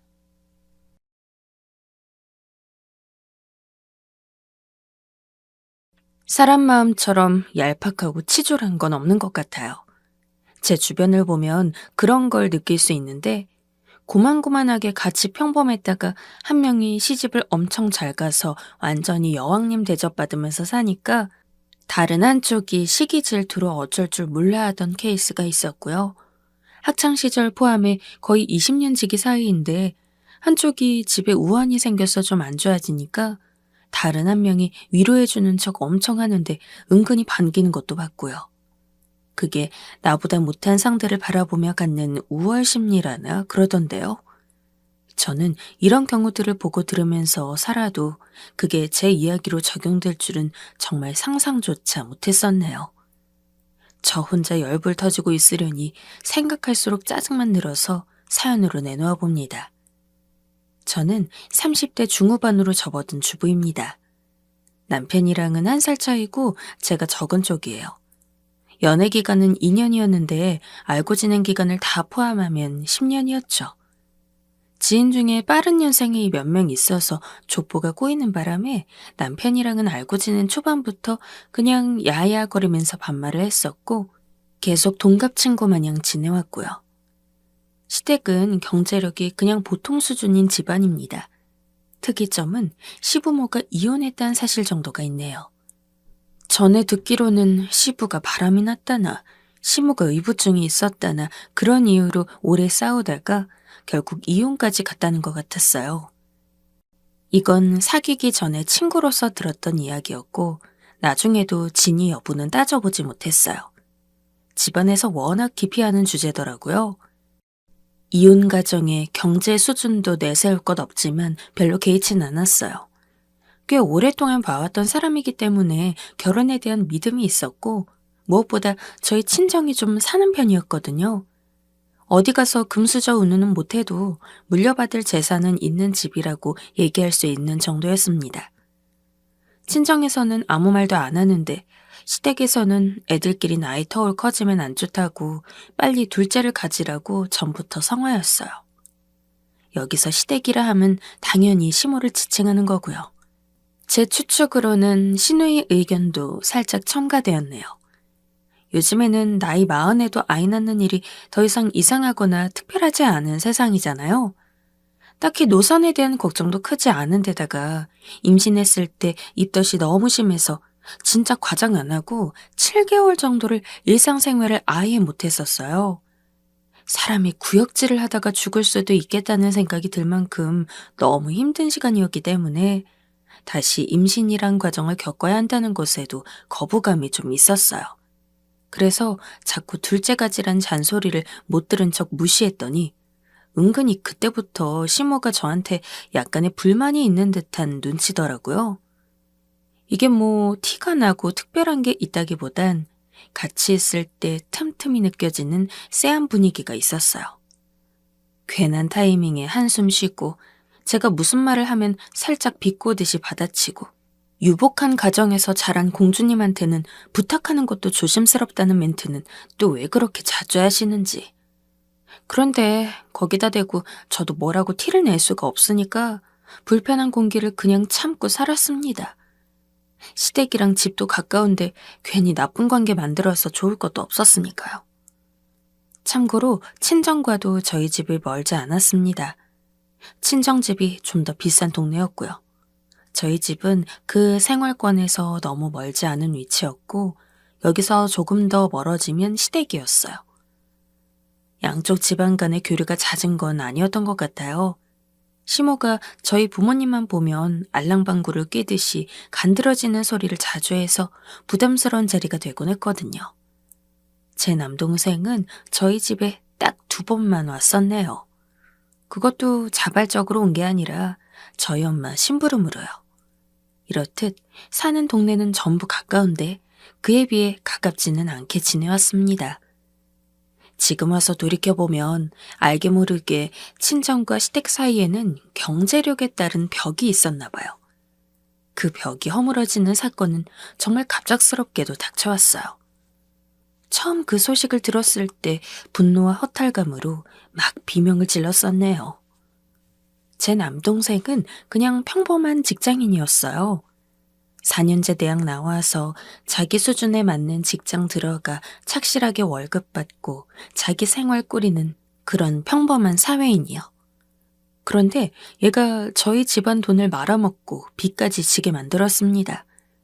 남일로만 생각되었던 비트코인 사태가 저희 가족에게도 휘몰아친 것이었어요. 저는 코인이든 주식이든 이런 거 일절 관심 없거든요. 그래서 더 당황스러웠던 것 같아요. 대체 그게 뭔데 있는 돈을 잃는 것에 그치지 않고 빚을 내게 만드나요? 제가 진짜 화가 주체가 안 돼서 성인이 된 이후로 처음 남동생한테 소리 지르고 난리를 쳤습니다. 남동생이 하는 말이 남들은 이거에서 몇 억, 몇십억도 번다기에 자기도 할 수 있을 것만 같아서 질렀다는 겁니다. 그게 변명이 되내면서 제가 막 욕을 해댔지만 속으로는 어느 정도 이해가 갔어요. 그때 남동생은 결혼을 생각하고 만나는 여자친구가 있었거든요. 멋지게 인생 2막을 열고 싶었던 거겠죠. 상황이 그렇게 된 마당에 결혼은 무슨. 당연히 금방 둘은 헤어졌습니다. 저희 아빠가 폐암 때문에 수술을 3번이나 받은 전적이 있으신 분이에요. 젊을 적부터 일에 몰두하느라 스트레스도 많이 받으셨고 담배도 많이 피셔서 병을 얻으시고 경제활동을 못하게 되신 건데 저희 식구들은 그거 원망한 적이 없어요. 그 과정들로 인해 저희 집이 금전적인 어려움 없이 살 수 있었단 거를 잘 알거든요. 그런데 이제 집안의 돈은 다 사라졌고 갑자기 크게 신경 쓸 일이 생기니까 컨디션이 확 저하된 아빠를 보며 남동생한테 적대감이 말도 못하게 들었어요. 그런데 남동생이 까딱하면 한강물에 뛰어들 기세라 계속 비난하지도 못하겠더라고요. 가장 괴로운 건 본인일 테니까요. 어릴 때 죽도록 싸웠지만 그래도 남매 간의 우애는 좋았습니다. 싸우는 것도 애정에 기반한 것이었죠. 이런 남동생이라서 더 속이 쓰렸습니다. 그 후로 저는 건너 지인이 일감을 줘서 교정교열하는 업무를 재택으로 보게 되었습니다. 전에 같으면 이런 건 푼돈이라 느껴져서 차라리 안 하는 게 이득이라 생각했었을 텐데 이제는 한 푼도 소중했기에 입장이 많이 달라져 있었죠. 그리고 처음엔 몰랐는데 저희 엄마가 일을 나가셨어요. 자꾸 허리가 아프다 하시고 다리에 멍도 들어있길래 물어봤더니 구내 식당에서 일을 하고 계셨더군요. 들어보니까 심지어 거기서 텃세를 부리고 있었어요. 설거지도 엄마한테 힘든 파트를 주고 식자재 옮기는 일까지 도맡아 했고요. 생전 일을 안 해본 엄마가 갑자기 그런 일을 견딜 수 있을 리가요. 몸살까지 앓고 구내 식당은 그만두셨고요. 제가 힘들게 일을 다니지 말라고 하니까 저희 엄마가 그러는 거예요. 돈도 돈이거니와 집에 있으면 울적해서 그래. 내가 나가서 돈 되는 뭐라도 해야 이 속의 갑갑함이 풀리는 것 같아. 아무것도 안 하고 있으면 불안하고 초조해서 못 견디겠다 하셨어요. 그만큼 남동생 일로 받으신 정신적 충격이 있었던 것 같아요. 집안을 쑥대밭으로 만들어 놓은 저희 남동생은 직장에서 계속 추가 근무를 자처하는 방식으로 급여를 늘렸고 일요일마다 집 근처 카페에서 종일 근무를 했습니다. 친정집이 이렇게 되는 동안 시댁의 반응이 어땠는지 혹시 감이 오시나요? 남편은 처음에 이 사실을 알았을 때 기가 막혀 했어요. 어떻게 그런 일이 있을 수 있냐면서 처남 때문에 피해본 사람이 지금 몇이나 되는 줄 아냐고 화를 내더니 진짜 천한 미친 것 같다. 나이 32에 앞뒤 구분도 못하냐 등등. 열받는 건 이해해요. 이런 상황 보면서 화를 안 내면 그게 특이하고 보살인 거죠. 그런데 너무 신랄하게 말하니까 듣는 사람 입장에선 점점 기분이 나쁘더라고요. 제 남동생 욕해도 제가 욕한다는 심정이었는데 남편이 돈을 벌고 있으니 차마 입이 안 떨어졌어요. 이래서 경제권을 쥐고 있는 게 중요하다는 생각이 들었습니다. 결혼할 때 제가 더 많이 들고 왔기에 망정이지 안 그랬다면 이런 순간에 얼마나 초라해졌을까 싶더라고요. 그러면서 한편으론 이럴 때 온전히 믿고 의지하고 함께 고난을 헤쳐나가는 사람이 내 남편은 아니란 느낌을 받았습니다. 친정 빚 때문에 저희 집 처분하자는 소리 나올까봐 예민하게 구는 거 저는 다 보였거든요. 시모는 말할 것도 없었죠. 한순간에 집안 재산 날려먹는 그런 무서운 일이 다 있냐고 호들갑을 떠는 말들 속에는 저희 부모님 안부에 대한 건 전혀 없었죠. 그렇게 큰일을 당한 저희 부모님이 시모는 사돈으로서 전혀 걱정도 안 되셨나 봅니다. 친정이 잘 살 때는 그렇게도 넙죽거리더니 그때 도움받은 건 안중에도 없고 이제 돈이 없다니까 바로 태도 돌변해서 우습게 보려는 시댁이 서운했어요. 하여간 돈 앞에서 안 변하는 사람 없다더니만 세상사 다 그런 거라면서 제가 이해를 해보려고 해도 속상한 건 어쩔 수 없었습니다. 저희 엄마는 구내식당에서 크게 데이신 후로 잠시 쉬셨다가 다시 일을 나가셨어요. 하시기 전에 제가 알았다면 말렸을 텐데 그럴 줄로 예상하셨는지 몰래 일을 시작하시고선 나중에 알려주셨죠. 어디서 일을 하시게 됐냐면 바로 김밥집이었습니다. 코로나 때문에 시국이 이렇다 보니 그 김밥집에는 포장 손님 비율이 점점 늘어났는데 그러면서 김밥 싸는 아주머니를 따로 구하게 됐고 엄마가 그 자리에 들어가신 거였어요. 바깥일 안 해오신 분이 또 뭔가를 한다니까 너무 걱정이 됐는데 어머니는 저를 안심시키려고 한 말인지 김밥집에서 같이 일하는 분들이 다 너무 괜찮고 수더분해서 근무 환경은 좋다고 하시더라고요. 서로 욕하고 파벌 만드느라 난장판이었던 구내식당에 비하면 김밥집은 동네 아줌마들끼리 모여서 아기자기하게 일하는 느낌이라 훨씬 편하다면서요. 그래도 딸로서 제가 마음이 놓이지가 않고 죄스러웠어요. 만약 저한테 능력이 있었다면 이런 상황에서 어떻게든 해드렸을 텐데 부모님의 재력만 믿고 살아온 것은 아닐까 반성도 하게 됐네요. 김밥집이 친정보다는 저희 집하고 훨씬 가까워서 저도 오며 가며 일부러 슬쩍 보았습니다. 손님 없을 땐 엄마가 앉아 계시고 다른 직원분과 대화도 나누시길래 그런 걸 보면서 조금씩 안심이 되었어요. 엄마는 김밥집 출근을 위해 새벽같이 일어나 자전거를 타셨습니다.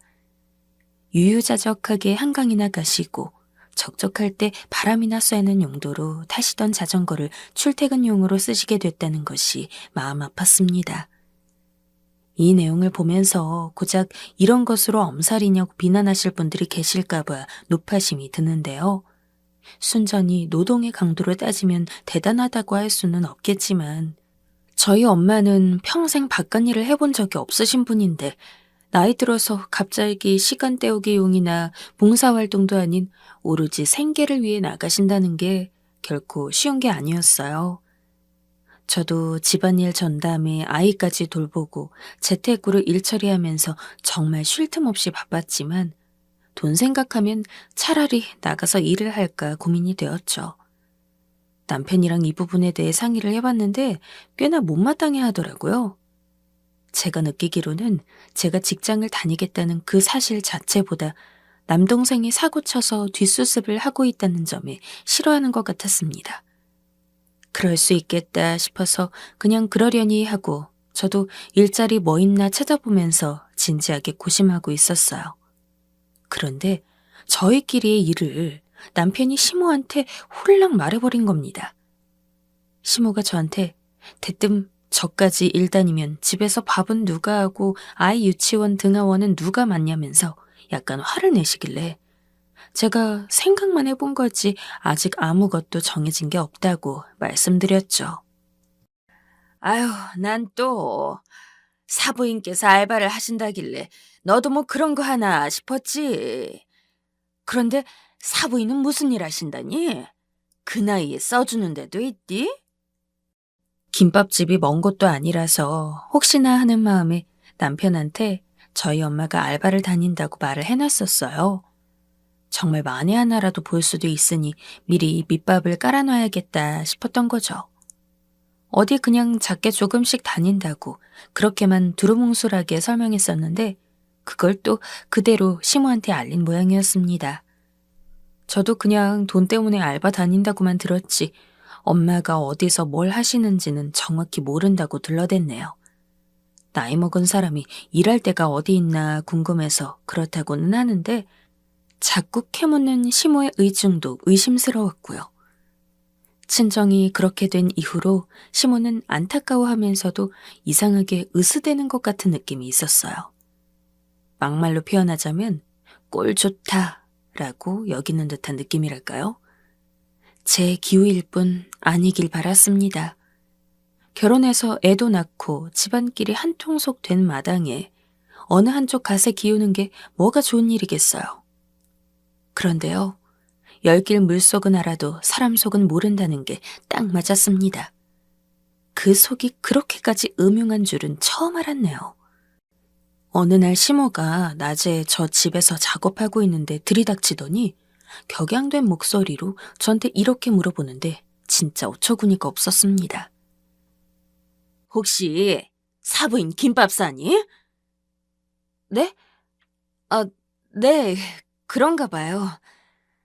얘는 참, 맞으면 맞다 아니면 아니다지 그런가 보다는 뭐니? 세상에, 언제부터 그 구석탱이에서 김밥이나 싸셨대? 아유, 신기해라. 넌 그런 걸 진작 알았으면 나한테 말 좀 해주지. 내가 지나가다 보고 반가워서 인사나 할까 하다가 배려심 발휘해서 그러진 않았다만. 아니, 사부인도 머리 질끈 묶고 앞치마 두르니까 꼬질한 게 거기 다른 아줌마들이랑 비슷하더라. 아유, 처음엔 못 알아볼 뻔했네. 시모가 기어코 저희 엄마를 발견한 모양이었어요. 제발 안 일어났으면 하는 일은 꼭 일어나던데 그 꼴이었습니다. 본인에 비해선 고상한 귀부인 수준이었던 저희 엄마가 동네 김밥집에서 재료 준비하고 김밥 싸는 모습을 보자 시모는 왠지 신이라도 난 것 같았습니다. 그걸 보고 실망감이 들면서 기분이 상하더라고요. 입이 싼 모자가 서로 내통하는 건 두고 볼 것도 없었죠. 얼마 안 있어 남편이 그러더라고요. 일해보신 적 없다던 장모님이 그런 데서 너무 힘들게 지내시는 것 아니냐면서 말이죠. 아무런 진심이 담겨있지 않은 말인 걸 알고 그냥 그러게 말이야 하고 흘려버렸습니다. 조금이라도 진심이 있었다면 말이나마 자기가 장모님 도와드려야겠다거나 처가에 용돈을 드리자고 그랬겠죠. 진심 어린 걱정 한마디는 바라지도 않았건만 시간이 갈수록 되려 사람 속을 긁어댔습니다. 이거 맛이 왜 이래? 아니, 참치를 넣을 거면 많이 넣던가. 김치찌개에 순 김치 맛밖에 안 나네. 언젠가부터 식사 때마다 남편이 자꾸 밥 투정을 해대더라고요. 분명히 전에는 안 그랬는데 말이죠. 아다르고 어다르다고 입맛에 안 맞는 반찬이 있으면 이것보다 다른 걸 더 좋아한다는 식으로 표현하던 사람이었거든요. 그런데 왜 달라졌을까요? 이게 친정집 사태와 연관이 없을 리가 없다고 생각했습니다. 그럼 김치찌개가 김치 맛이 나지 무슨 맛이 나길 바라는지 황당했네요. 냄비 사이즈가 바뀐 것도 아니고 참치캔도 똑같은 걸 쓰는데 갑자기 맛이 어쩌고 하면서 괜한 유세를 부리는 꼴에 실소가 나왔습니다. 잘 살던 친정집 수준이 바닥을 쳤다고 이렇게 돌변하는 시댁 종자들의 모습에 어이가 없었어요. 그리고 결정적으로 시모가 멀리 사는 시누이랑 통화하는 내용을 들어버렸습니다. 그랬는데 세상이나 마상이나 김밥이나 말고 있었지 뭐냐? 너도 거기 사거리 가는 골목 안쪽 김밥집 알지? 아, 그래. 거기 오래된 곳. 순전히 안방마님인 줄 알았는데 보니까 머슴보다 일을 더 잘하더라. 김밥 열 몇 줄을 갖다가 금세 쓱석거리면서 썰어버리대. 이야, 오만 고상한 척은 다 하더니 일꾼이었더만. 전화벨 소리만큼이나 통화 볼륨도 크게 해놓는 시모인지라 조용한 집안에서는 핸드폰 너머의 시누이 목소리도 조금씩 들렸는데 깔깔 웃으면서 저희 엄마의 처지를 비웃더군요. 순간 피가 거꾸로 솟는 기분이 들어서 확 엎어버릴까 하다가 초인적인 인내심을 발휘했습니다. 이런 걸로 죽자 사자 덤벼들면 일하는 것에서 보람을 찾았다고 말하는 저희 엄마를 정말 우습게 만든 형색이 될까봐 참았어요. 결혼할 때 분명 저희 집안 부유한 거 알고 많은 참고를 했을 텐데 몇 년 만에 이렇게 됐으니 시댁 입장에선 허탈할 것이라고 가늠하면서 상황을 객관적으로 판단하려 애썼습니다. 이미 시댁 종자들한테서 진정한 가족의 따윈 바라지 않았으므로 그렇게라도 생각했던 거죠.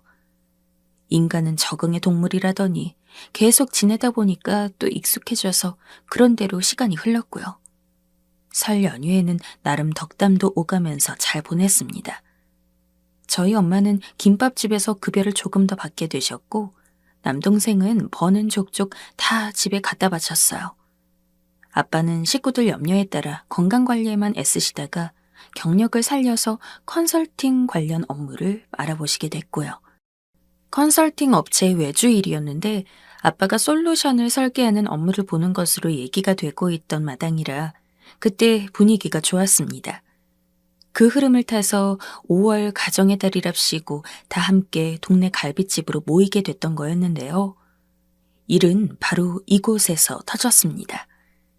옛날 같으면 한우집에서 모였을 텐데 상황이 어째 이렇게 됐다면서 시모가 너스레를 떨고 남편은 그런 발언을 듣고도 옆에서 모른 채 하며 고기만 굽고 있을 때부터 저는 상황이 마음에 들지 않았습니다. 가뜩이나 그간 눌러온 것들도 있는데 저희 부모님이 계신 자리에서 모욕적인 언사를 보인다면 제가 폭발할 수도 있겠다는 예감이 들었어요. 그래도 어찌저찌 고기를 다 먹어가고 있는데 막판에 시모가 이런 개소리를 하는 겁니다. 아유, 기름 냄새가... 난 어디서 자꾸 이런 냄새가 맡아지나 했네. 저기 사부인, 오늘은 김밥일 쉬는 거 아니었어요? 고순 냄새가 너무 나는데요? 돼지갈비 냄새보다 김밥 참기름 냄새가 더 나네. 아유, 어째 신기하네 정말. 그러셨어요? 코가 정말 좋으신가 봐요. 저는 제 몸이라 그런지 잘 안 맡아지는데 조금 민망하네요. 이게요, 사부인. 냄새란 게 사람 몸에 싹 배서 그럽니다. 특히 머리카락 냄새 배기면 잘 안 빠지니까 관리 잘 하셔요. 시모의 말에 저희 엄마 안색이 조금 어두워지더라고요. 그때 하필 저희 아이가 말썽을 부려서 달래느라 그쪽에 집중을 못했는데 되새길수록 화가 치밀어 올랐습니다. 갈비집 나와서는 제가 일부러 시모 바래다 드린다고 따로 가겠다 그랬어요. 아이는 남편한테 맡기고 저희 부모님이랑 그쪽 방향으로 알아서 잘 가라고 했고요. 시모가 그 상황에서 눈치 없이 저한테 김밥집 참기름은 다 중국산이라 냄새며 맛이 어떻다고 떠드는데 제가 진짜 더 이상은 못 참고 입을 열었습니다. 이건 진짜 아니죠. 말씀 굳이 그렇게 하셔야 됐어요? 얘는 내가 없는 말 지어낸 것도 아닌데 다짜고짜 화를 내니? 저는 갈비 양념 냄새밖에 안 나던데요. 그리고 만약 김밥 냄새가 맡아졌다고 해도 꼭 그런 식으로 말씀을 굳이 꺼내셔야 했냐고요. 네가 잘 못 맞는 거겠지. 딴 거 먹다가 갑자기 김밥 비린내 맡으면 얼마나 별로인지 아니? 남들은 다 그런 거 역하다 그래. 역겹다고. 저희 엄마를 두고 역겹다는 단어와 겹쳐지는 순간 이성이 날아가는 게 느껴졌네요. 시모가 갈빗집 출입구 자판기에서 뽑은 믹스커피를 마시고 있었는데 그 꼬라지를 보는 것만으로도 분노가 솟아오를 지경이었습니다. 아, 그러세요? 그럼 어머님도 이 커피 드시지 마세요. 저도 역겹게 느껴지는 냄새가 있어서요. 어머님 가뜩이나 입냄새 심해서 옆에 있으면 토 나올 것 같은데 그런 것까지 드시면 정말 아가리에서 똥내 나니까 참아주세요. 시모가 눈이 땡그레져서는 커피를 길바닥에 휙 부어버리곤 종이컵을 손으로 우그러뜨리더라고요. 그러면서 어디 함부로 어른한테 기세를 부리냐며 으름장을 놓는데 제가 이제 그런 거에 쫄아주는 신용하는 거 질렸거든요. 그래서 단박하게 사실 한 가지를 짚어드렸습니다. 예전에는 저나 친정집에 기 한 번 못 펴시더니 참 많이 변하셨다고 말이죠. 전곡이 찔리니까 창피하긴 했는지 아무 말도 없이 시무가 먼저 돌아섰습니다. 그 후로는 진흙탕이었어요.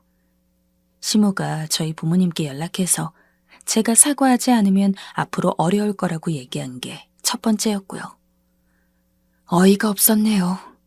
아예 저희 친정을 아래로 두고 행동하는 모습에 남아있던 정이 사라지더군요.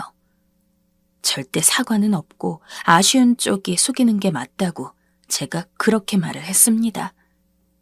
시모는 약이 올라서 당장 이혼하라면서 성화를 부렸죠. 이 판국에 이혼 무서워할 제가 아니었습니다. 이혼 유전자 한번 강하네요. 아버님 따라서 그 아들도 이혼남이 되려나 봐요. 유전자의 신비인지 어머님의 노고인지 모르겠어요. 제 말에 시댁이 뒤집어진 게 두 번째였죠. 이 진흙탕 싸움은 그렇게 이혼으로 치닫게 되었습니다. 시모나 남편이나 시누이나 죄다 똑같았고 그 친척들도 다 한 통속이었기에 치가 떨려서 미련은 없었어요. 다만 저희 부모님을 속상하게 만들어서 죄스러운 마음뿐이었죠. 남동생도 자기가 대역죄인이라면서 저한테 미안하다고 눈물을 보이는데 제가 그럴 필요 없다고 해줬습니다. 네 덕분에 시댁 식구들 지저분한 본성 제대로 알게 됐으니까 죄책감으로 힘들어하지 말라고 그랬어요. 다른 사람들이 만약 저를 보면서 너무 냉정하게 상황을 파국으로 끌어간 거 아니냐고 지적해도 할 말이 없습니다. 저도 제 가족이 더 소중해서요. 시누이가 저한테 전화로 뭐라 따지는데 눈 하나 깜짝 안 했어요. 언니, 김밥 냄새 하나 가지고 이렇게 커질 일이에요? 이게 말이 된다고 생각하세요? 진짜 너무하시네요. 다 떠나서 며느리가 시어머니한테 그러는 건 경우가 아니죠. 손이 사람한테 예의 차리는 건 당연하잖아요. 제발 정신 좀 차리시고 먼저 사과하면 엄마도 이해하실 거예요. 잘 풀어보세요. 너나 네 인생 잘 사세요.